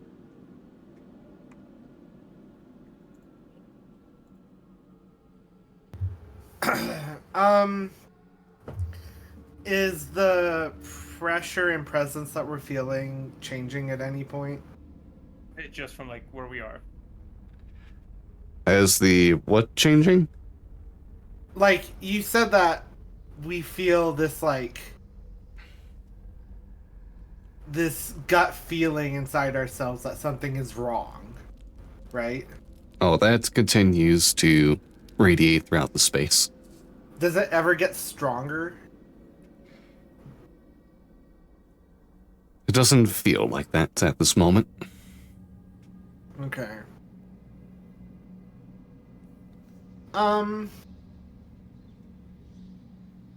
Can we like investigate the? Is it like an open area or is it still like a?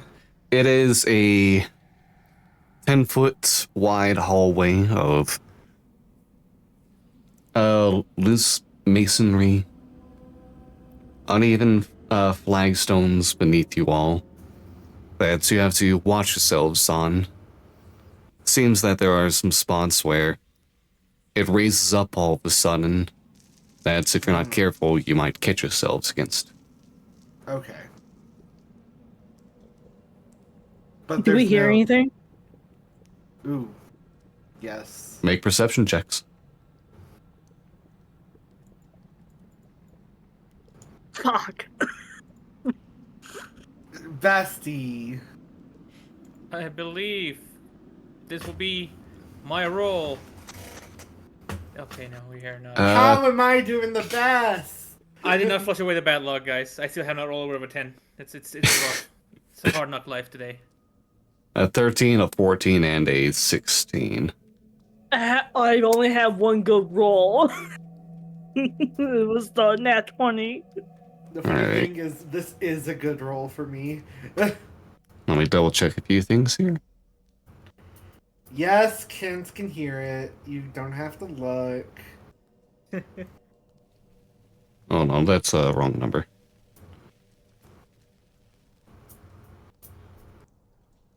Alright, you can't hear anything. At least, nothing beyond occasional sounds of some faint wind that seems to be blowing listlessly around. I don't believe you. Unsure of where the... Okay, fine, don't believe me. Damn, that was fast. Why would there be wind in such an enclosed area? I wonder why. Hmm. Oh. Oh. Can we feel where the direction of the wind is coming from? Not with your rolls. Fuck.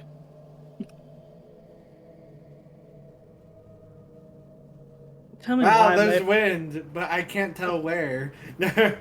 Tell me why I want to pick up a rock and throw it and make sure it's like echoey. I'll pick up a rock and throw it. Okay. No, I want to do it. Oh, okay, yeah. You do it. It's my idea. Alright, you Gotta go. be faster than that. No kidding. You throw the rock, and it bounces against the stone flooring, skipping a little bit before coming to a halt. With each collision, you can hear a faint echo as the sound reverberates against the walls, growing fainter and fainter after several rounds.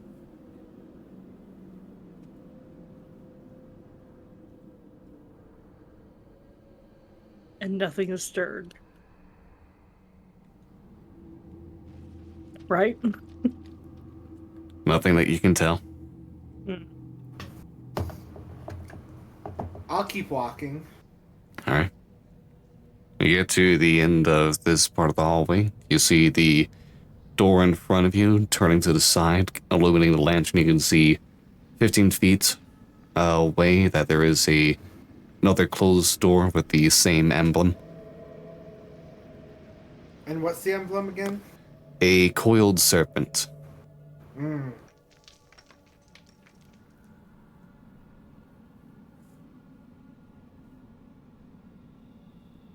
Do we know of that coil serpent at all? What significance? You failed this roll before. So no. I'll give you another shot, though, since this is another attempt at a different spot. Let's get a religion check. Or history. Oh, damn. So you can do it. You can do history instead if you want to, since I didn't finish speaking when you did that. Thank you. I'll roll. Broken. Okay. All right. God damn. Kance has a 12. Namilla has a 24, and Samael has a natural 20 for 20. Alright, so Samael and Namilla. It is more apparent to... No, this actually is very fitting. It's more apparent to the both of you now than it was when you were trying to figure out what to do with what's going on with the Churum River earlier in the day. That the Hachoi, the guardian of the land for that river, is a likewise named Grand Snake that lives within the underground lake that is the source of that river. It is something that you remember from your field report, from your research notes on Domanbrin before coming over here. And that you can imagine that the symbol here might match up to that. Although it is strange because the underground lake should still be miles away, as you're nowhere near the you're nowhere near where the river connects to at the other end.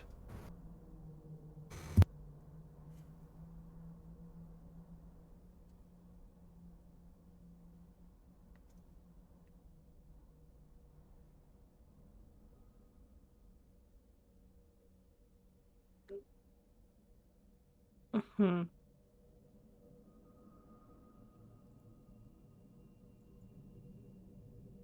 Wow, can I... How big is the gap again?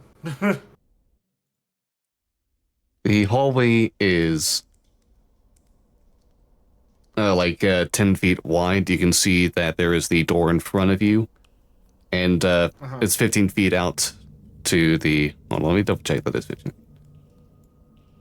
Sorry.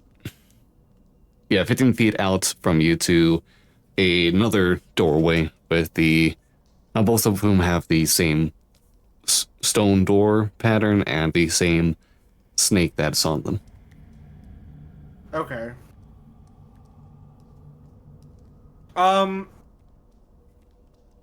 Is there anything else in this area between the two doors? Nope. Are we all in the room at this point? I'm assuming so. Okay. Yeah, I don't think anyone has like. I'll go up to the other door. Is there any like latch or anything like that?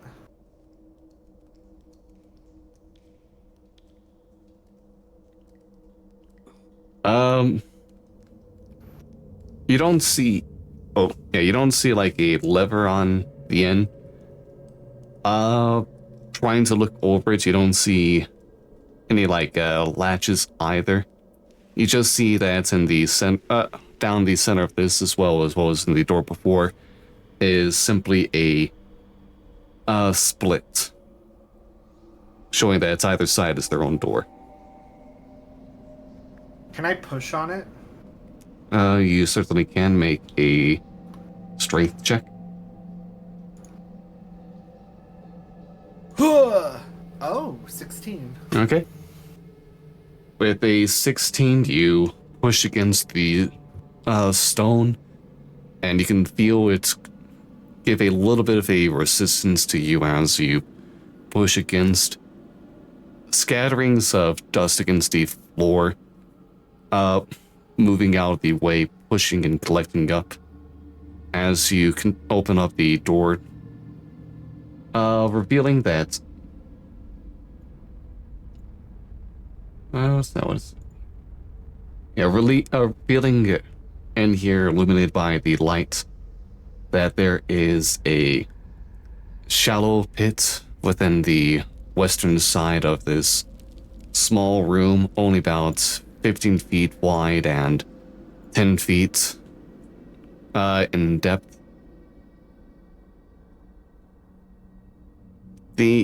Looking into the pit itself, you can see that there is a collection of rocks of an almost oval form to them.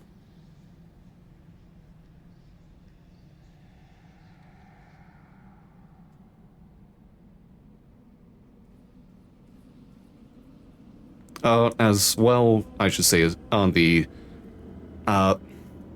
southwestern end of the room, there is yet another door. This one is wooden, and that looks to be ill-kept, ready to fall apart at the seams.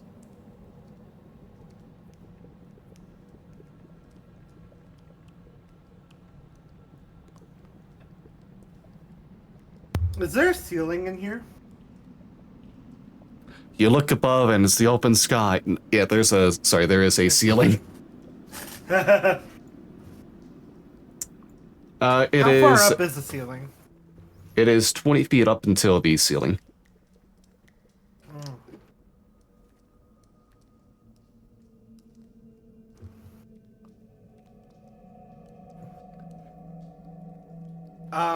In the second room, is there no, like,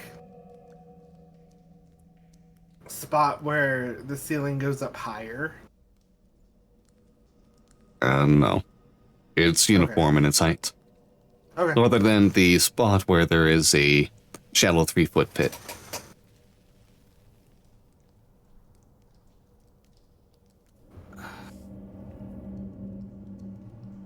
Anyone mind waiting 10 minutes? Are you gonna cast a ritual?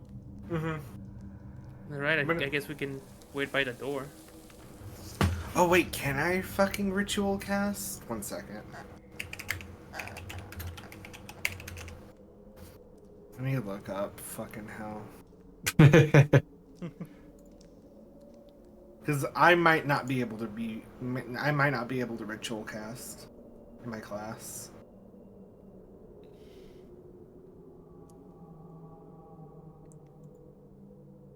Because I just thought of that.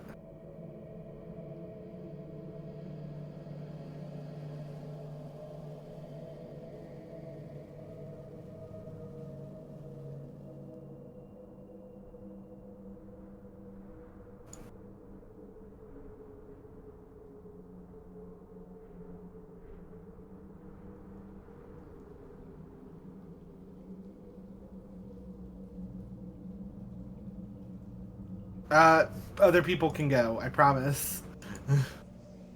Yeah, anything else the other two you doing as Cans open the door to look within?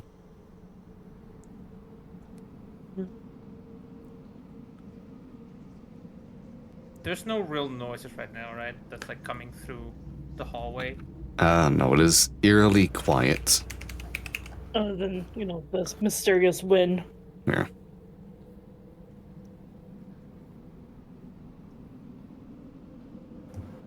Can I pinpoint where the wind's coming from? You couldn't before, no? No. I can't just actively look into it. I'll let you try a survival check. Oh, let me help me with that. I can.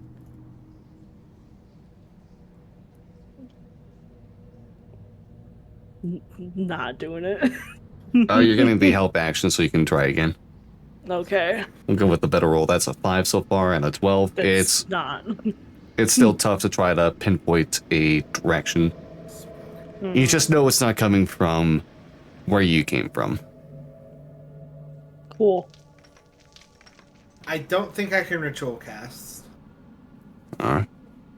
So, I am actually going to use my last first level spell slot to cast Detect Magic.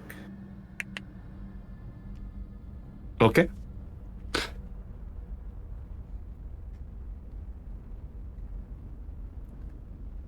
And everything goes off. Immediately the magic you're able to detect is the Frostforged items that you all recently acquired, as well as the magic items all of you to have on hand. Uh-huh. What's the range on that and what can it pierce through? Can I see the description? Yeah. Fucking. There we go. 30 Oh. feet. Blocked by 1 foot of stone, 1 inch of common metal, a thin sheet of lead, or 3 feet of wooden or dirt.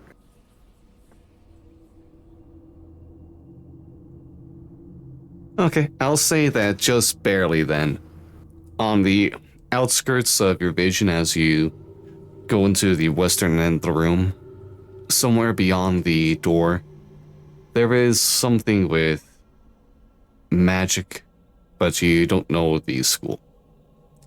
Other than that, there is nothing else of the note. Got it.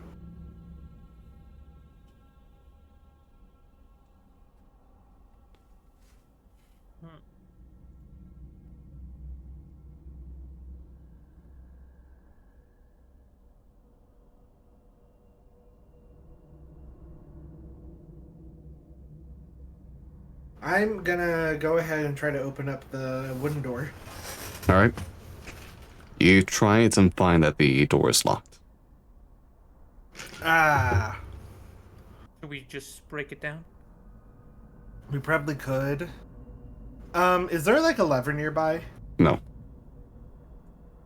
And you said it's pretty dilapidated. Yeah, this is a very worn looking door.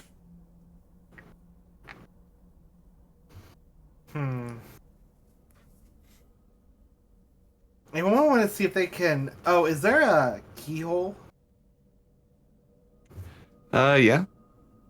Yeah, there's a keyhole underneath the handle. If anyone wants to lockpick it before we bust it down. I don't think I have a lockpick because I didn't have a. I went the other direction. I also never. If you want to see a lockpick, I can just punch the door. I mean, I That's a do. lockpick. I have a crowbar. I can just try to pry it open, I or give it to one of you. Pry it open.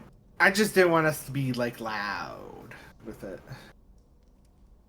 But I mean, yeah, we could. I'll leave it to you, Samuel. Okay. Alright, are you just attacking the door or are you trying to break it down? I mean, he's gonna try and like punch it off his hinges. Okay. I even kick it on the lock. Punch. Let's go ahead and get Okay. an attack on the door then. I'm staying away from the door. Alright, 20 definitely hits.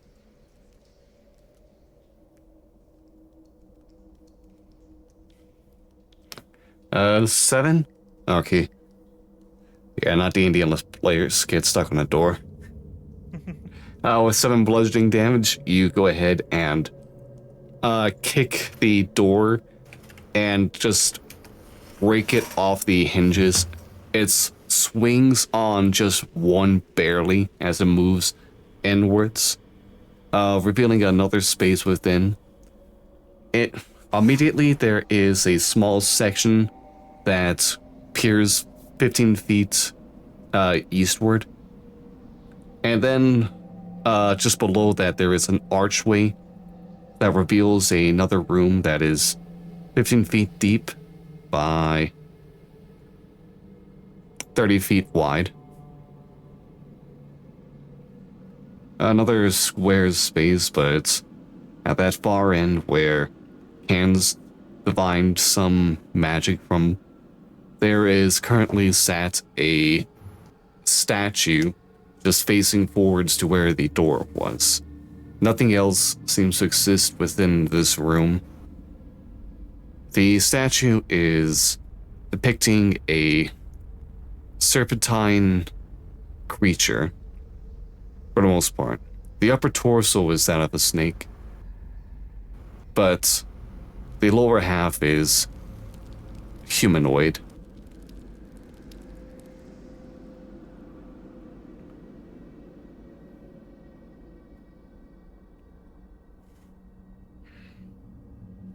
I don't know why I don't trust that statue.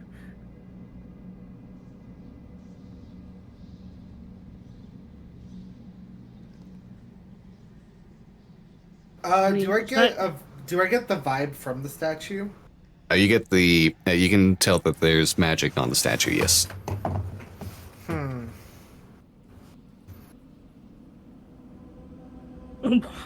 Why would statue have magic on it? What does the statue look like again? Top half is a snake, and the bottom half is humanoid lower torso. Gotcha. Do I know what this creature is? You can.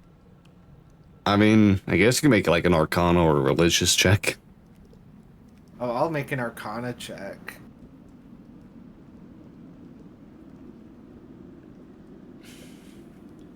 It almost reminds you of beings from where you're familiar with, or at least from realms connected to where you're familiar with, called the Yuan-Ti. But this is different. You don't know if this is necessarily meant for a specific creature or ancestry, or if this is just some iconography to keep up with whatever's going on here.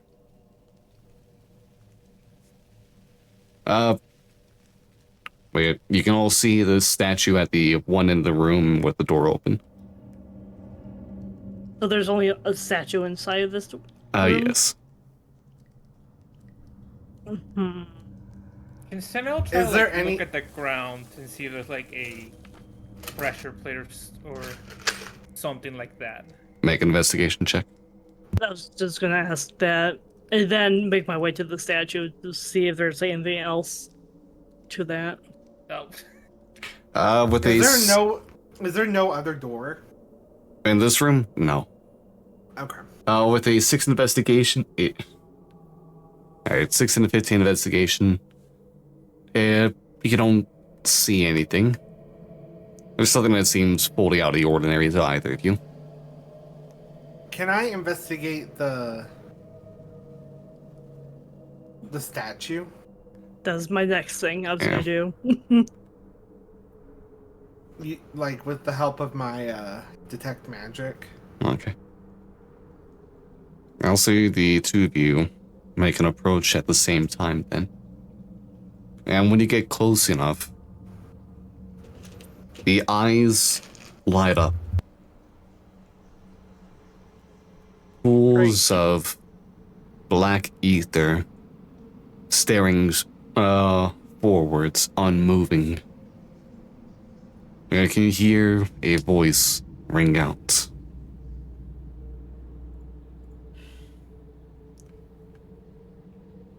Travelers from distant lands, you find yourselves in the pit.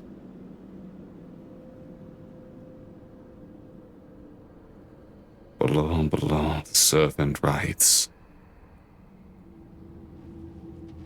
Below. It eats it all.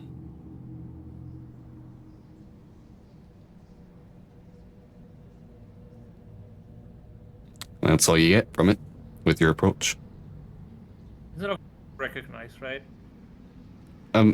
It's not a voice you recognize, no. Okay. It did address us similar to how the council did.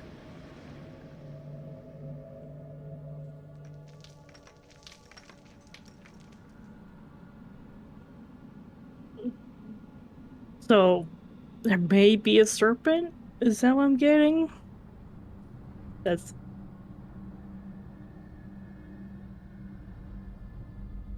possibly feeding, That's what eating sounds away like. at the earth.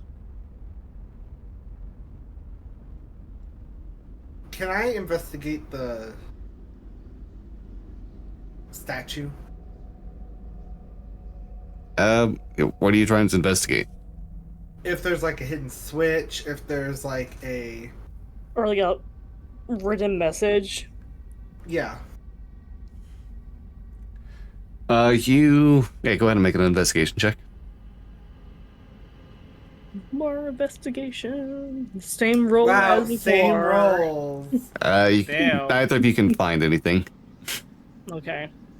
Nothing special. Well, they're 6 and Well, 15. I mean, Damn. it was special once.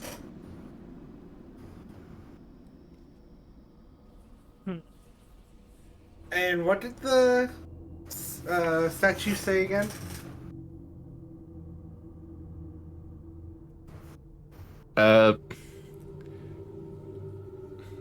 Strangers from distant lands, welcome to the pits. You're just a pit. Yeah. Welcome, and like, below the serpent rides. Below, it eats it all.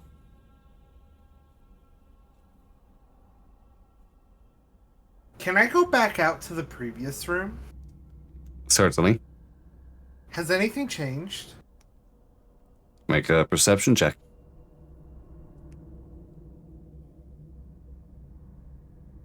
A 13. You don't see any changes. Do I get anything pinging from Detect Magic? Just the statue.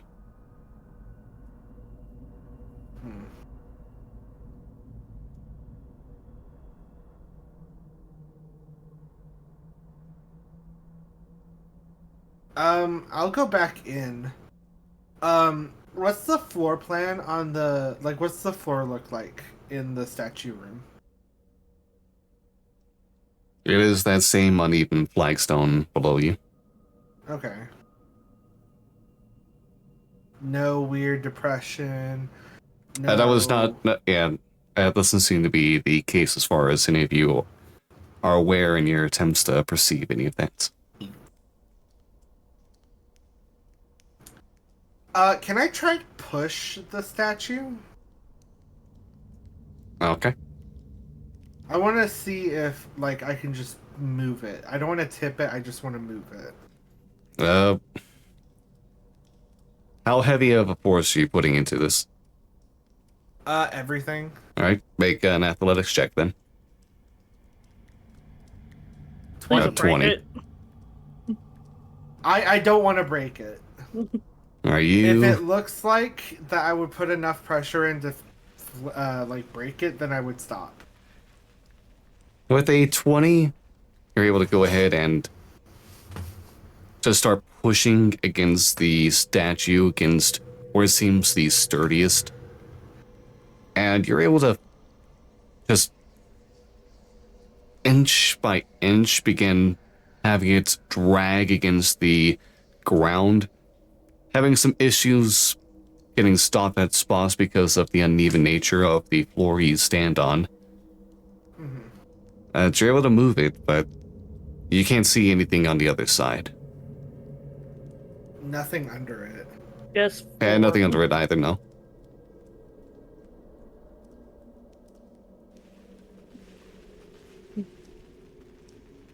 Was the statue by a back, like, was the statue at the back end? Yeah, it was against the wall. Can I put my hand on that wall? Yeah. You put your hand on the wall. It is cold.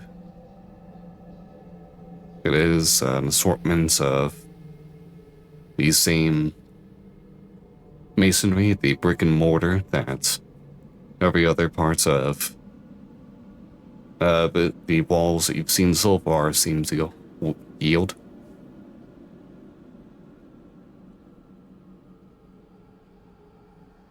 No invisible walls, no... I mean, what? These are the first two rooms? Yes. 3. 3? You've been in 2 rooms and a hallway. Okay. But we did get a warning about a serpent in We the did. pit. So, after this room, we may be in trouble then. Alright, I'm gonna go to the second room. Okay. To the next. I'm gonna go into the fucking... the pit of rocks. Okay. You jump in. anything? Can I do an investigation of this spot? Certainly. How are you investigating? I want to see. I want to look through the rocks. I want to see if there's anything written on them. I want to see what would have made them become oval. Stuff like that. Alright. You can still make an investigation check, but... Oh, 18, okay. What are the others of you doing right now as well? Namilla and Samael. He wants to examine more of the room, like what else is in there aside from the statue. Like, especially the walls. Alright. Somehow you continue looking around the perimeter of the room you're in. I will say it does feel like there's nothing else in that room as you study every inch of it. Namilla? I look over as he looks through the rocks. Okay. Cans? Watching over. Alright, in that case, Cans, as you look at the rocks now that you're within the same space as them, you see they all have the same pattern. A series of spiraling lines that keep on weaving around until they match into the center of these sides that they're on. All those lines connecting together in these middles, almost looking like there is a deep, perpetual darkness, a void within, hidden away by the collected shadows. But other than that, there is nothing else of note to any of them. Just a collection of several dozen of these ovoid stones.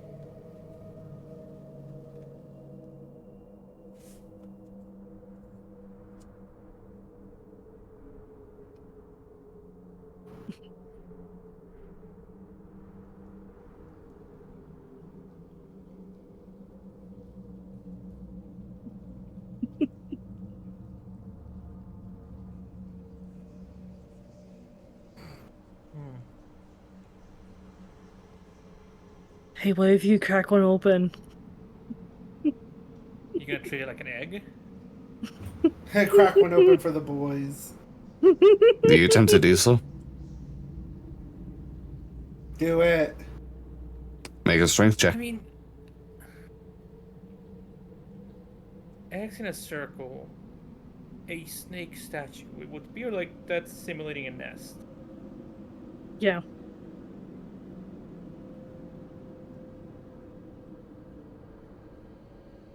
Are you attempting to crack one open? Or... Oh, I thought someone else was. I can do it. Okay. I was waiting to see a strength check from someone if they were going to try. I was like, it wasn't my idea, so I was going to let someone else do the strength check. All right. But... With a 19, you take one of these rocks and hit it against something hard enough to get it to crack. And as you do, you realize that it's a shell of some kind, half an inch thick. And There what you go. pours out is dust. Dust. Dust. These are very old eggs.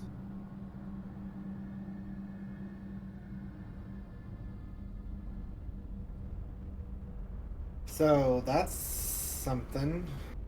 Hmm. Can Samel try like knock on every one of the eggs to hear if they're like hollow or filled with dust? I'll give this to you.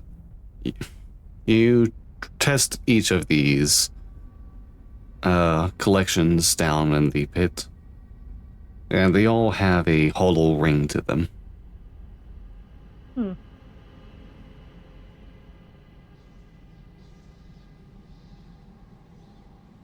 We have dust-filled eggs. The best kind.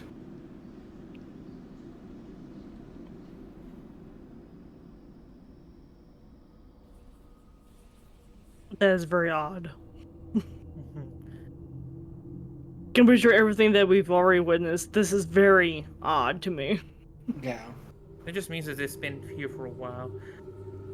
But I doubt it's been as long as it's been sealed. Because it's only been months, right? Correct.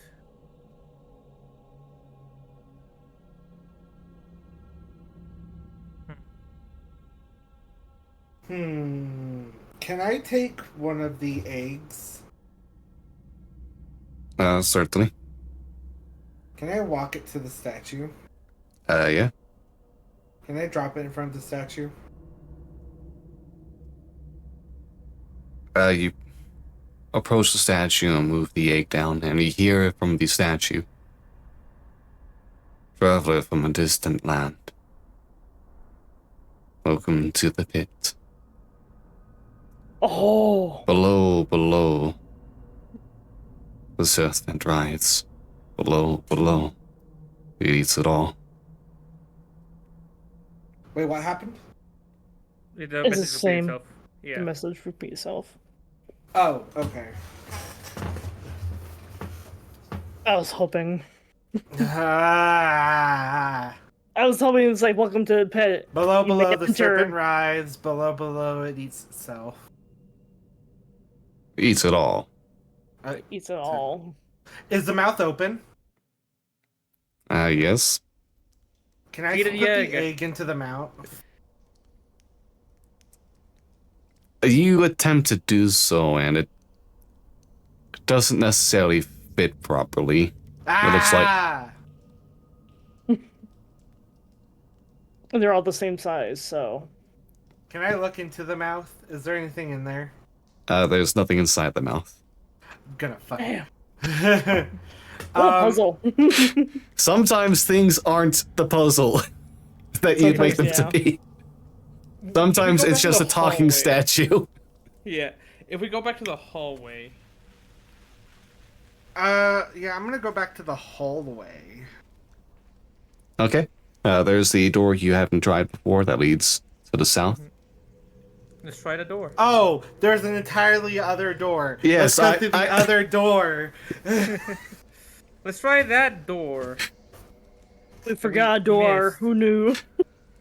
Whoopsie daisy, we forgot a door. Yeah, this is the very first door I mentioned. Oh. Yeah, I said there was Oh, a that door, and then explains to the right against the western side, there was a hallway that leads to the door that you all went through. Alright. All right. But yeah, this is another stone door that is closed. Open. All right, make a strength check. That'll help. I'm not gonna make a strength check. I'm gonna fucking open it. 12. A 12. Wait, who had the 7? That was me. I rolled with advantage. I'm helping. Oh, okay. With a 12, it's tough to find purchase. The door is difficult to jar open. I'll hit the door. You want a crowbar? I have a crowbar. All right, I mean, you can hit the door if you want. Sorry, Oh. that's not the one I. Fuck you.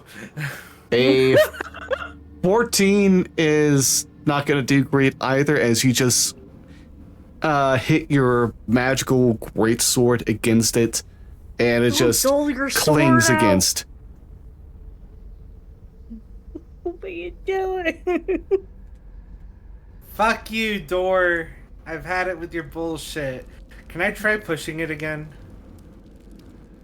Yeah, you can attempt to. Fuck Door. you. The door is unlocked. All right. An 18, this time you're able to continue pushing at the door and get it to open up like you did for the previous one. And you can see after it's open up that there is a 15 by 15 foot room. On the other side, another wooden door leading, this one not nearly as dilapidated, leading to another southern side of things.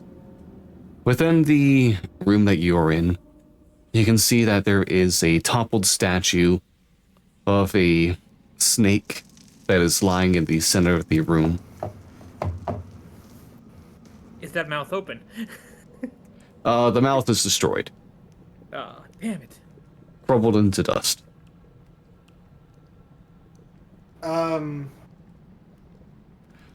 Walk up to the statue. Okay.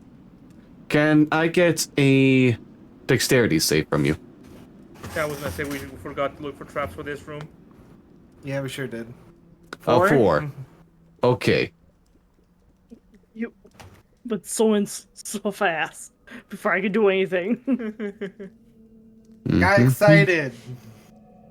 You go ahead and walk over to the statue, and the floor gives out below you as you do, just opening up, pushing downwards, and you fall 15 feet down to the floor with it.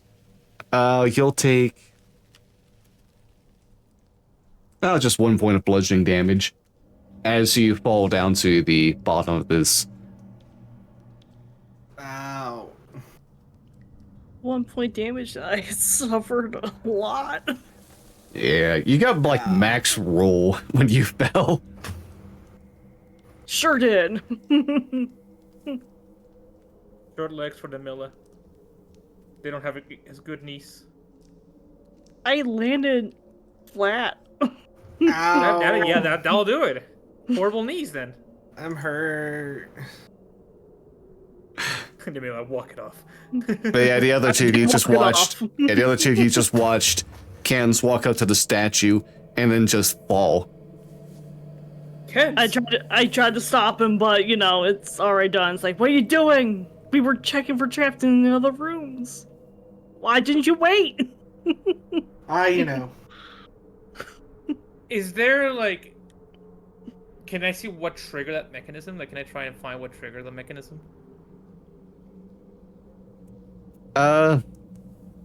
You can't now, but you did notice that as Cans was walking, there seemed to be a bit of floor that gave with him, and that's when he made the fall. Okay, so it doesn't look like if I walk into the room. Can I just double check there's nothing else in the room, like other Please let it be tiles known. that are? Go ahead Yep. and make an investigation check. No traps, no Can I see if there's anything down here with me? or maybe Yeah. Cans, you are alone with the broken statue. Anything else here? Not where you are. Can I try getting up? Yeah, you can stand up. No, I meant like get back up. It is a like straight and solid wall on and around you. The pit itself is 5 by 5 feet. So as you're just kind of like in this square pit all by yourself, 15-foot walls on all 4 sides around you. Samael with a 19, you are unable to find anything else that might be within the space as well. So it's safe to walk inside. Are you alright, Kents? Yeah, but there's no way for me to get up.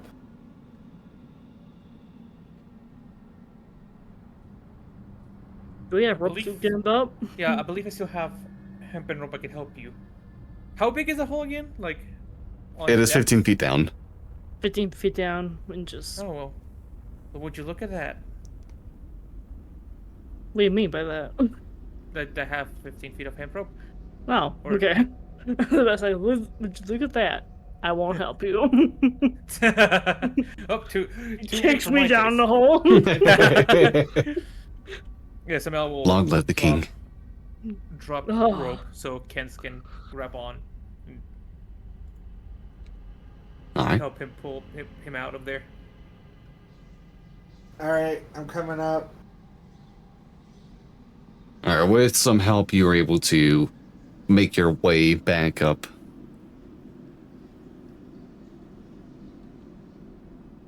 You're now out of the hole. The only other thing of note within this room being the door that leads to the south.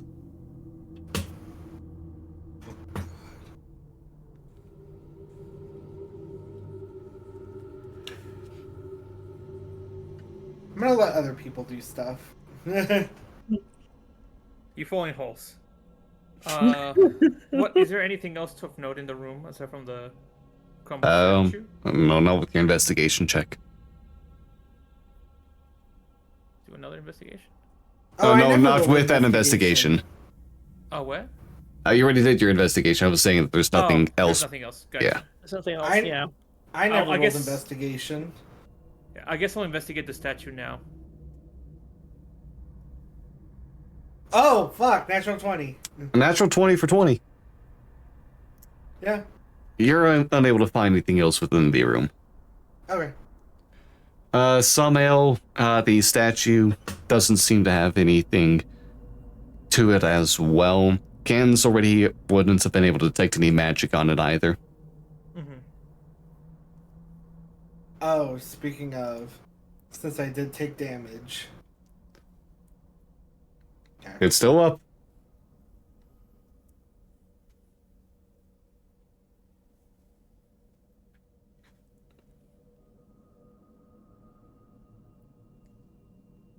Alright, anything else y'all want to do? I mean, there's nothing in this room. Proceed to the next one. Yep. See Okay. the door's locked. The door is unlocked when you try it. Oh, nice. Cool.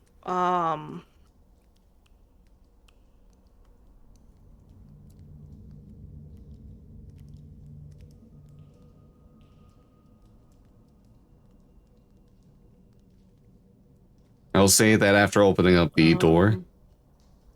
I'm gonna open the door very slowly Okay. and carefully. Make sure I don't hear anything else. No clicking or surprises. You can make another perception check. Alright, perception. Work with me now. That's better. A 20. Are we all rolling perception? If you want. I'm the one opening the door, but yeah, if you want to. Oh, just like huddle up at the front door, being like, "Do you see anything in there?" Do we see? Do we hear? Smell? You don't. Okay, and 10 and 8 to accompany the 20. You all don't necessarily see. You don't see anything strange on the other side. Presented before you is another hallway. Merely going 10 feet beyond. Sorry, 5 feet beyond where you are right now. And then stretching 15 feet to the east before looking like it has an opening heading southwards again. Snaking over that way. The sounds, though. It was a little faint, but Namilla, you did hear a bit of an echo of something brushing itself against rocks.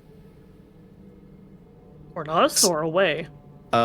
Somewhere far down. You don't know how much of a distance it could be within the tunnels that make up the system. Cool. But it doesn't sound like it was necessarily anything grand and heavy.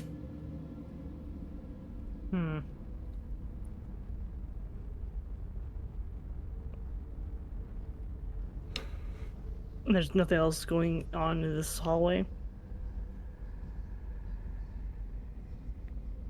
Just what you're able to immediately see, unless you want to continue traveling down. Yeah, let's fully open the door and carefully move forward. All right. Make sure there's nothing else crumbling underneath our feet. When Yeah, you, by the way, yeah.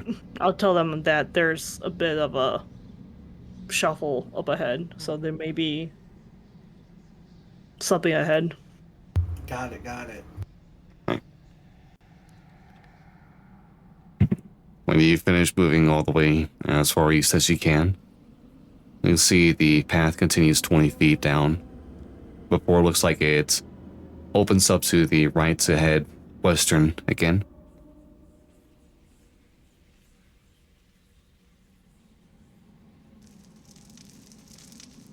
Continuing down that path, it's this path that leads somewhere west seems to stretch on far beyond where your lanterns can bring light. It continues on for some distance way beyond.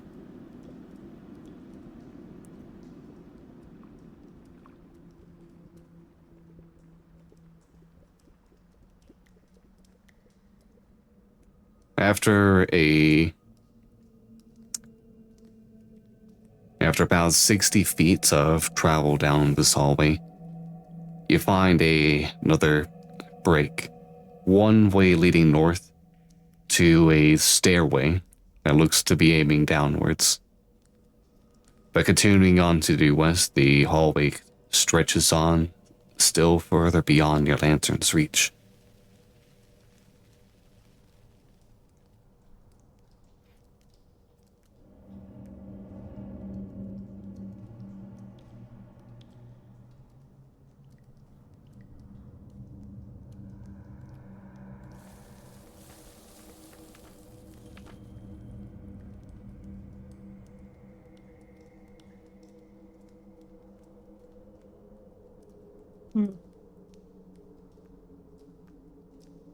So what is your decision?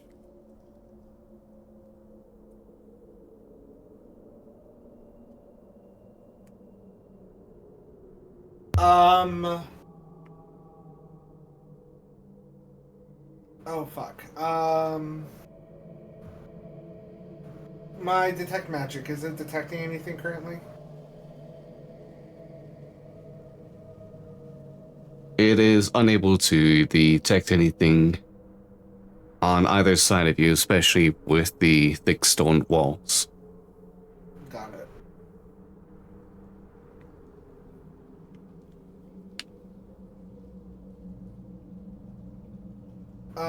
Can we go up? Can I go up to a door? What door? Oh, sorry. It's just a stretch we cannot see further than. Yeah, it is the hallway that continues on darkness well beyond the lantern light. And then the northern way up is a short path before it goes to stairs that go down. We know this is called a pit, so ideally we would like to go down. But also, Yeah. in a dungeon, you always want to check every single room, so. True. That's do we true. wanna- Let's Smells go. like- Is there a rock or like anything loose, like underneath on the ground that someone can pick up?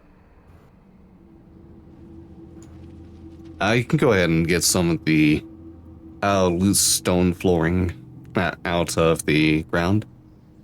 You know, grab that and just like kind of like when you skip stones, throw it towards like the dark hallway. Okay.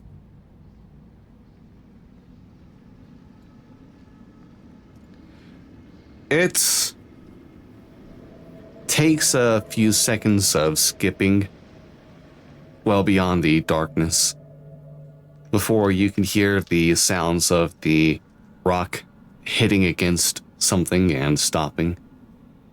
Probably another piece of stonework as you hear the echo.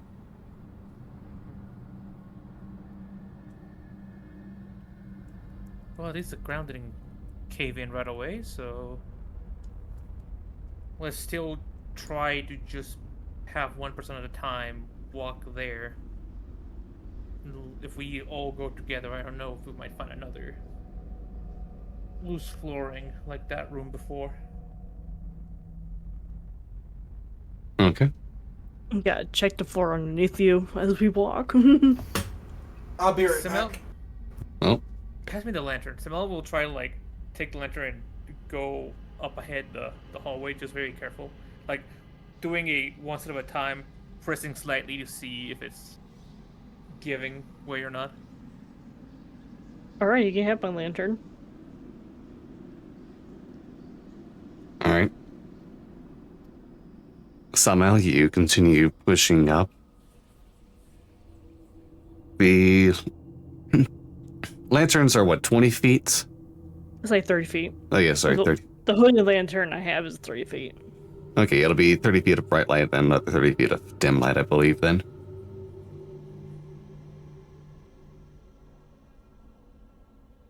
Alright, so somehow you push up a little bit and can see that 50 feet up, there is another pathway that leads to a crossroads in the hallways.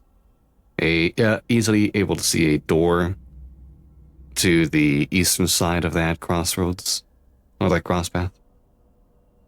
And then continuing on, the direction you were walking is the dead end.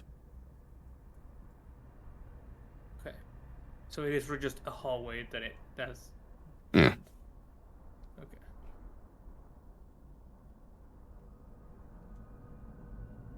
Okay. You can see that. You can see the boulder, another boulder, the rock you skipped at the other end too. Okay.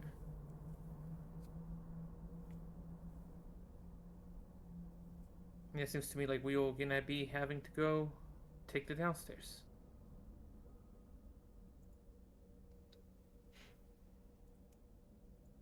So, Mel, what's your passive perception? My passive? Yeah. 12.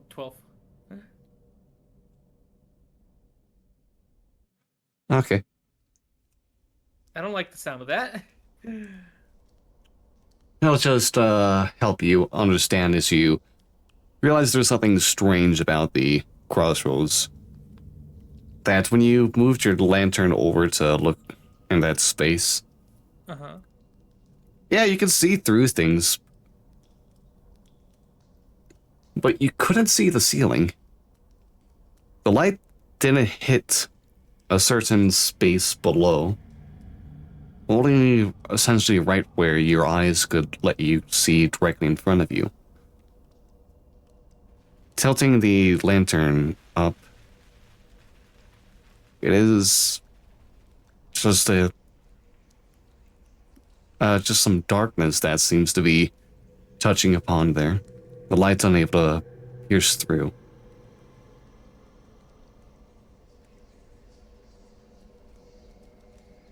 This might be a stupid idea. Namila, come grab the lantern and then walk a couple feet away from me, because I'm gonna do something incredibly stupid. Okay. Sure. So Stupid as in Mel- this is gonna get you killed. Let's hope not. Okay. So Mel's gonna look up and fire a radiant sunbolt upwards. I make an attack at disadvantage.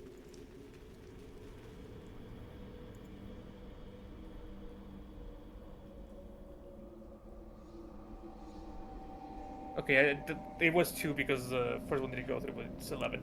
An 11 just hits. I don't like the word hits.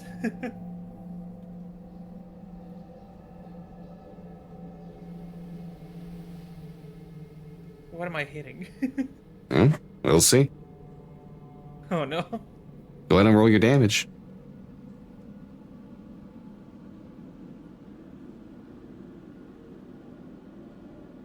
Huh? 7 radiant damage is unleashed as you hear a shriek, followed by the darkness enveloping around you. I'm going to go ahead and let's see if this will hit you. Oh no. Does a 13 hit? No, misses. Alright. As you can start to feel... Oh, yeah. As you can start to feel tendrils wrap around you, a 15-foot sphere of darkness enveloping you outside. It is impossible to see through this. It seems to destroy any sense of light around it. Oh, You're brother. You hold on, keeping whatever it is that's trying to latch onto you from getting full grasp. You can hear the snapping of some beaked jaw trying to bite into your face as you just hold back whatever this entity is.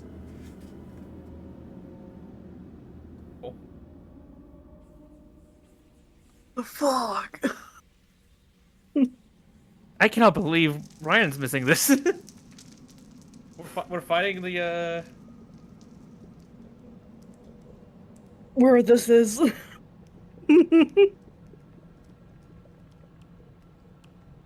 Alright, is there anything else any of you would like to do in this moment? help.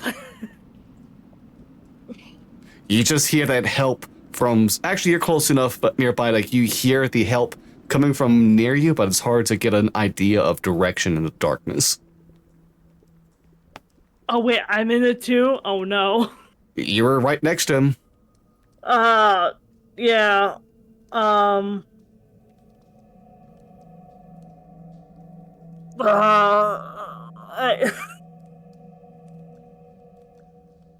gonna start swinging with my dagger. Don't wildly swing at me. Well, First, not let's get you, obviously. Not.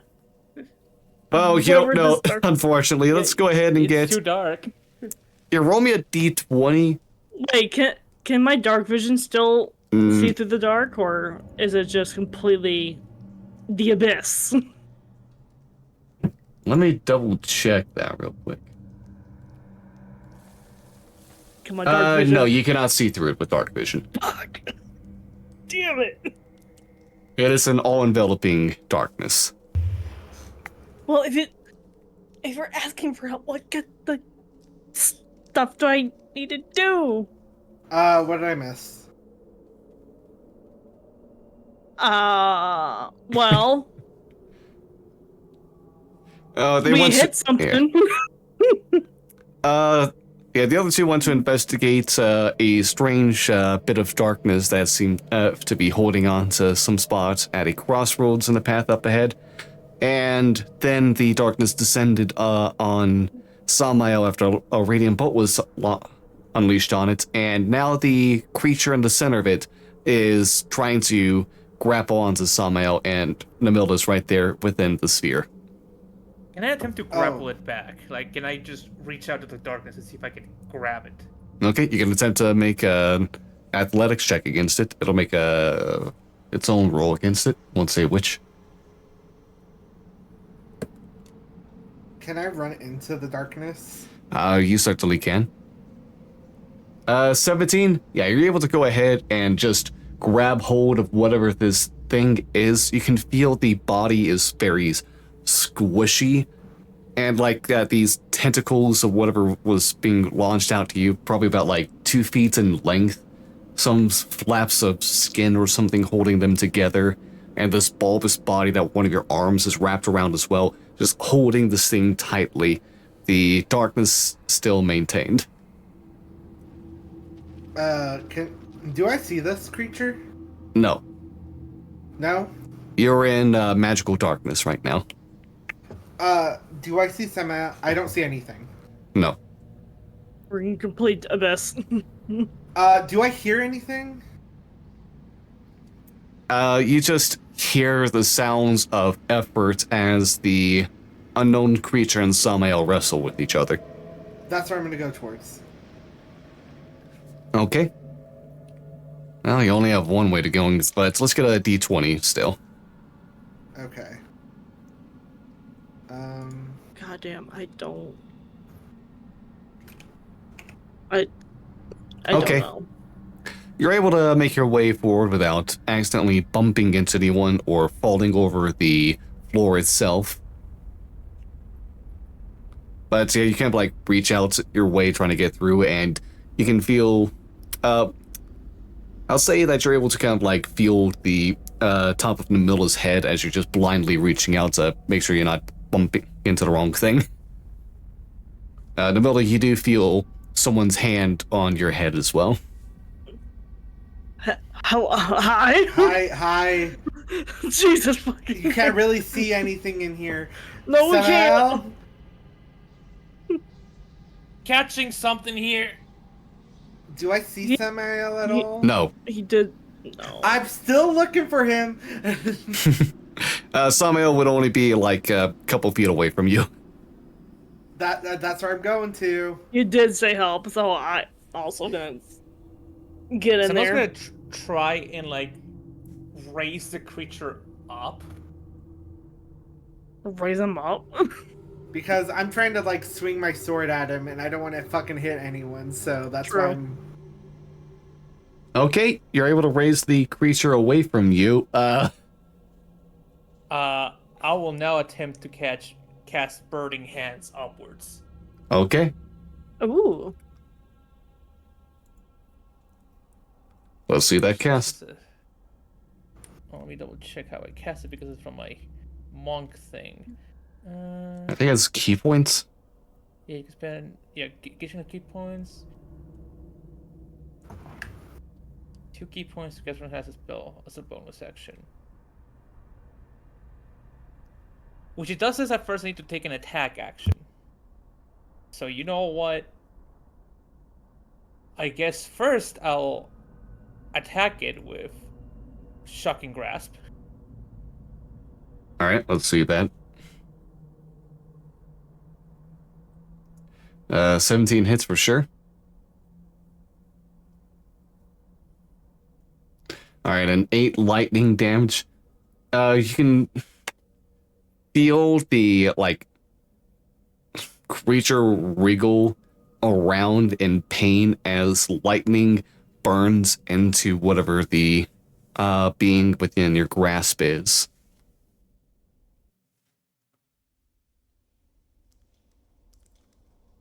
Alright, extra attack, Shocking Grasp again. Can you do that?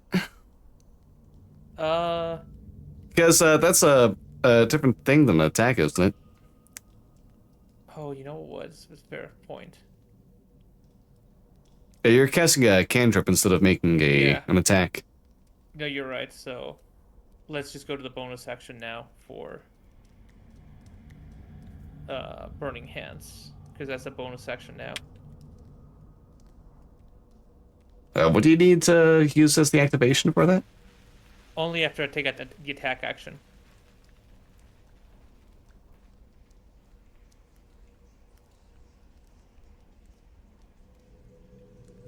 It's Oh, yeah.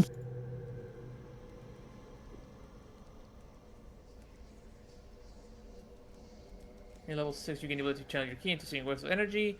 After you take the attack action in your turn, you can spend 2 key points to cast the Burning Hand spell as a bonus action. And then I can spend additional key points to cast it as a level higher.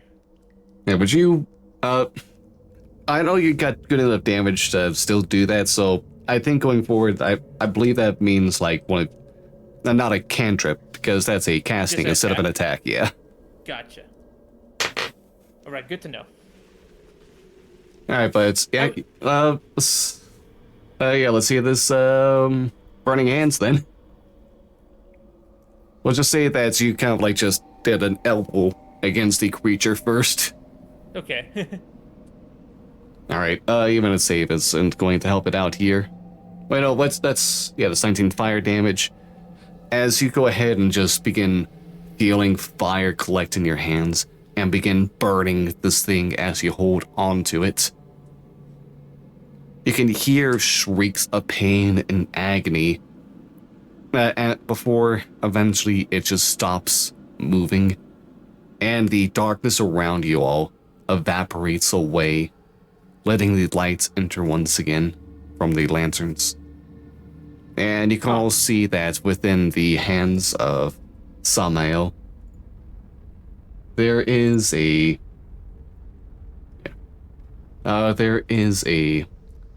4-foot long being that's a little akin to something like a squid or an octopus.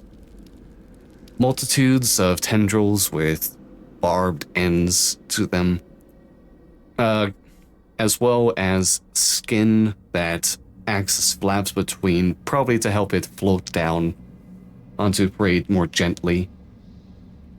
The bulbous body of it with rows of now burned eyes that encircle the whole of it. And the top of the head almost like a crown of jagged spikes sticking upwards.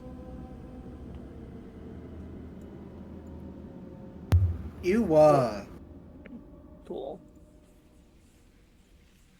You indeed. Cool. So yeah, it is now dead. Good riddance.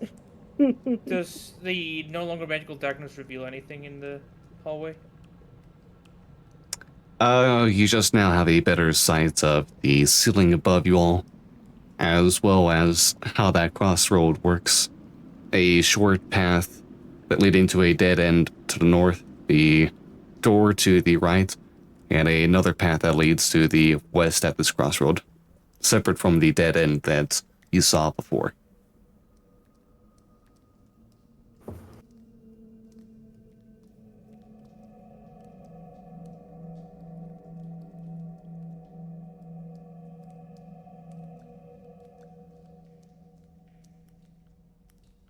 Well, Quit games. get out of here. I've played these games before.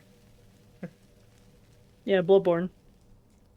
Well, I still believe the right way to go would be down. And we know the one is a dead end, so... Any place you guys would like to go before we go down? Anything what? Anything you want to see before we go down, I assume? Because it's like this is a crossroad, right? And there's like the where we came from, the dead end, and below. Yes. No, I think we should go below. I mean, I think we fully checked everything up here. Oh, yeah. Let's go down. All Make right. sure there's no more of these on the way there too. Even though they might be. If that's the case, Proceed with caution. yeah. If that's the case, then you all make your way back to the door. Make your way back to the stairs leading down, and begin your descent to the next floor within whatever this pit is. And we'll get back into our dungeon diving next time on Forlorn Dirge. Thank you all for stopping on by. Hope this was a nice and fun time for you all. But yeah, as we go ahead and get ready to head out, let's go ahead and get a reminder about who everyone here is and who they've been portraying, and where you can find them elsewhere. Brian? Hi, you can find me on Blue Sky at Cosmic Zeta. You can find me on Twitch at Cosmic Zeta. That's about it. I don't got anything else. All right, thank you very much. Ryder? I am Incandescent Writer. I stream on Twitch under the same name, and I am on Blue Sky. All right, anything going on this week for streams? Well, obviously we have Fanfic Friday this week, and next week, for Sunday there won't be any stream. Okay. Maybe Monday. All right, fair enough. Thank you. Game? I am Game. You can find me at GameKind in all the places. Look forward tomorrow for Uno Hell. We're still playing Uno. It's been a whole ass year. Yeah. Here, what the fuck? Well, with a lot of breaks in between, to be fair. Yeah, we play like once a month. Sometimes Not like even that. once every 2 months. Yeah. Yeah. And also be playing Peak for the first time on a Thursday as well. So hell yeah. Oh, nice. That's my week. Nice. All right, thank you all. Yeah, I've been Gamera Zillikong. You can find me on Twitch, YouTube, or Blue Sky at Gamera Zillikong. Tomorrow, like Game said, there's going to be the Uno 5,000 points of hell Unfortunately, not the Vegas version. We couldn't get that done in time. Maybe next stream. You just gotta get money to, travel. Yeah, exactly. But yeah, no, beyond that, there's gonna be my last stream of Date Everything before I just do that on my own time Hey. on Thursday. Yeah? Nate, I just had a horrible idea. What's up? Yeah. In honor of the Casino Uno announcement, what would be very cool and what could also maybe hasten the round or make it even longer? What if we could bet our points? Let's bring it up with the others in the group chat. Okay. That's an interesting idea, honestly. Alright, we'll have to figure that out, but yeah. Friday will be peak with the Glunt rotation, Sega, Donuts, and Johnny. And yeah, Friday there's gonna be some more Night Rain with the Velvet Boys. That is Donuts and Tart with me as well. And then some more peak on the same day later in that time with Yep Queen Gwen, Stone, and Cold Brew Clover. As we go ahead and try to climb up that mountain. The Friday peak will also be for the cocktail of the week, where I'm drinking something, an Adios Motherfucker. Which, if you don't know what that is, imagine a stronger version of a Long Island iced tea. Oh no. Oh, Lord. It is 5 alcohols mixed together. Oh no. That was nice knowing you, Nate. Don't worry, I've had them before at the only arcades I've been to. Uh-huh. Yeah, Brian knows how that went for me. Yeah, it didn't go well. No. Oh, You were in the bathtub the entire night. I was in the bathtub the entire night. I almost was because I kept getting woken up by snoring while dealing with a hangover. So I was. Oh, shut up! Shut up! Listen, everyone in that room was snoring. It's okay. Yeah, including you. Yeah. The revelation's happening here. But yeah, Oh my that's it. God. That's it for me going forward this week. Thank you all so much for stopping on by. Hope you all have a fantastic week ahead of you. You've had amazing, wonderful, kind, gracious, gorgeous. I'm proud of y'all. Love y'all. Take care of yourselves. Bye-bye. Have a good night.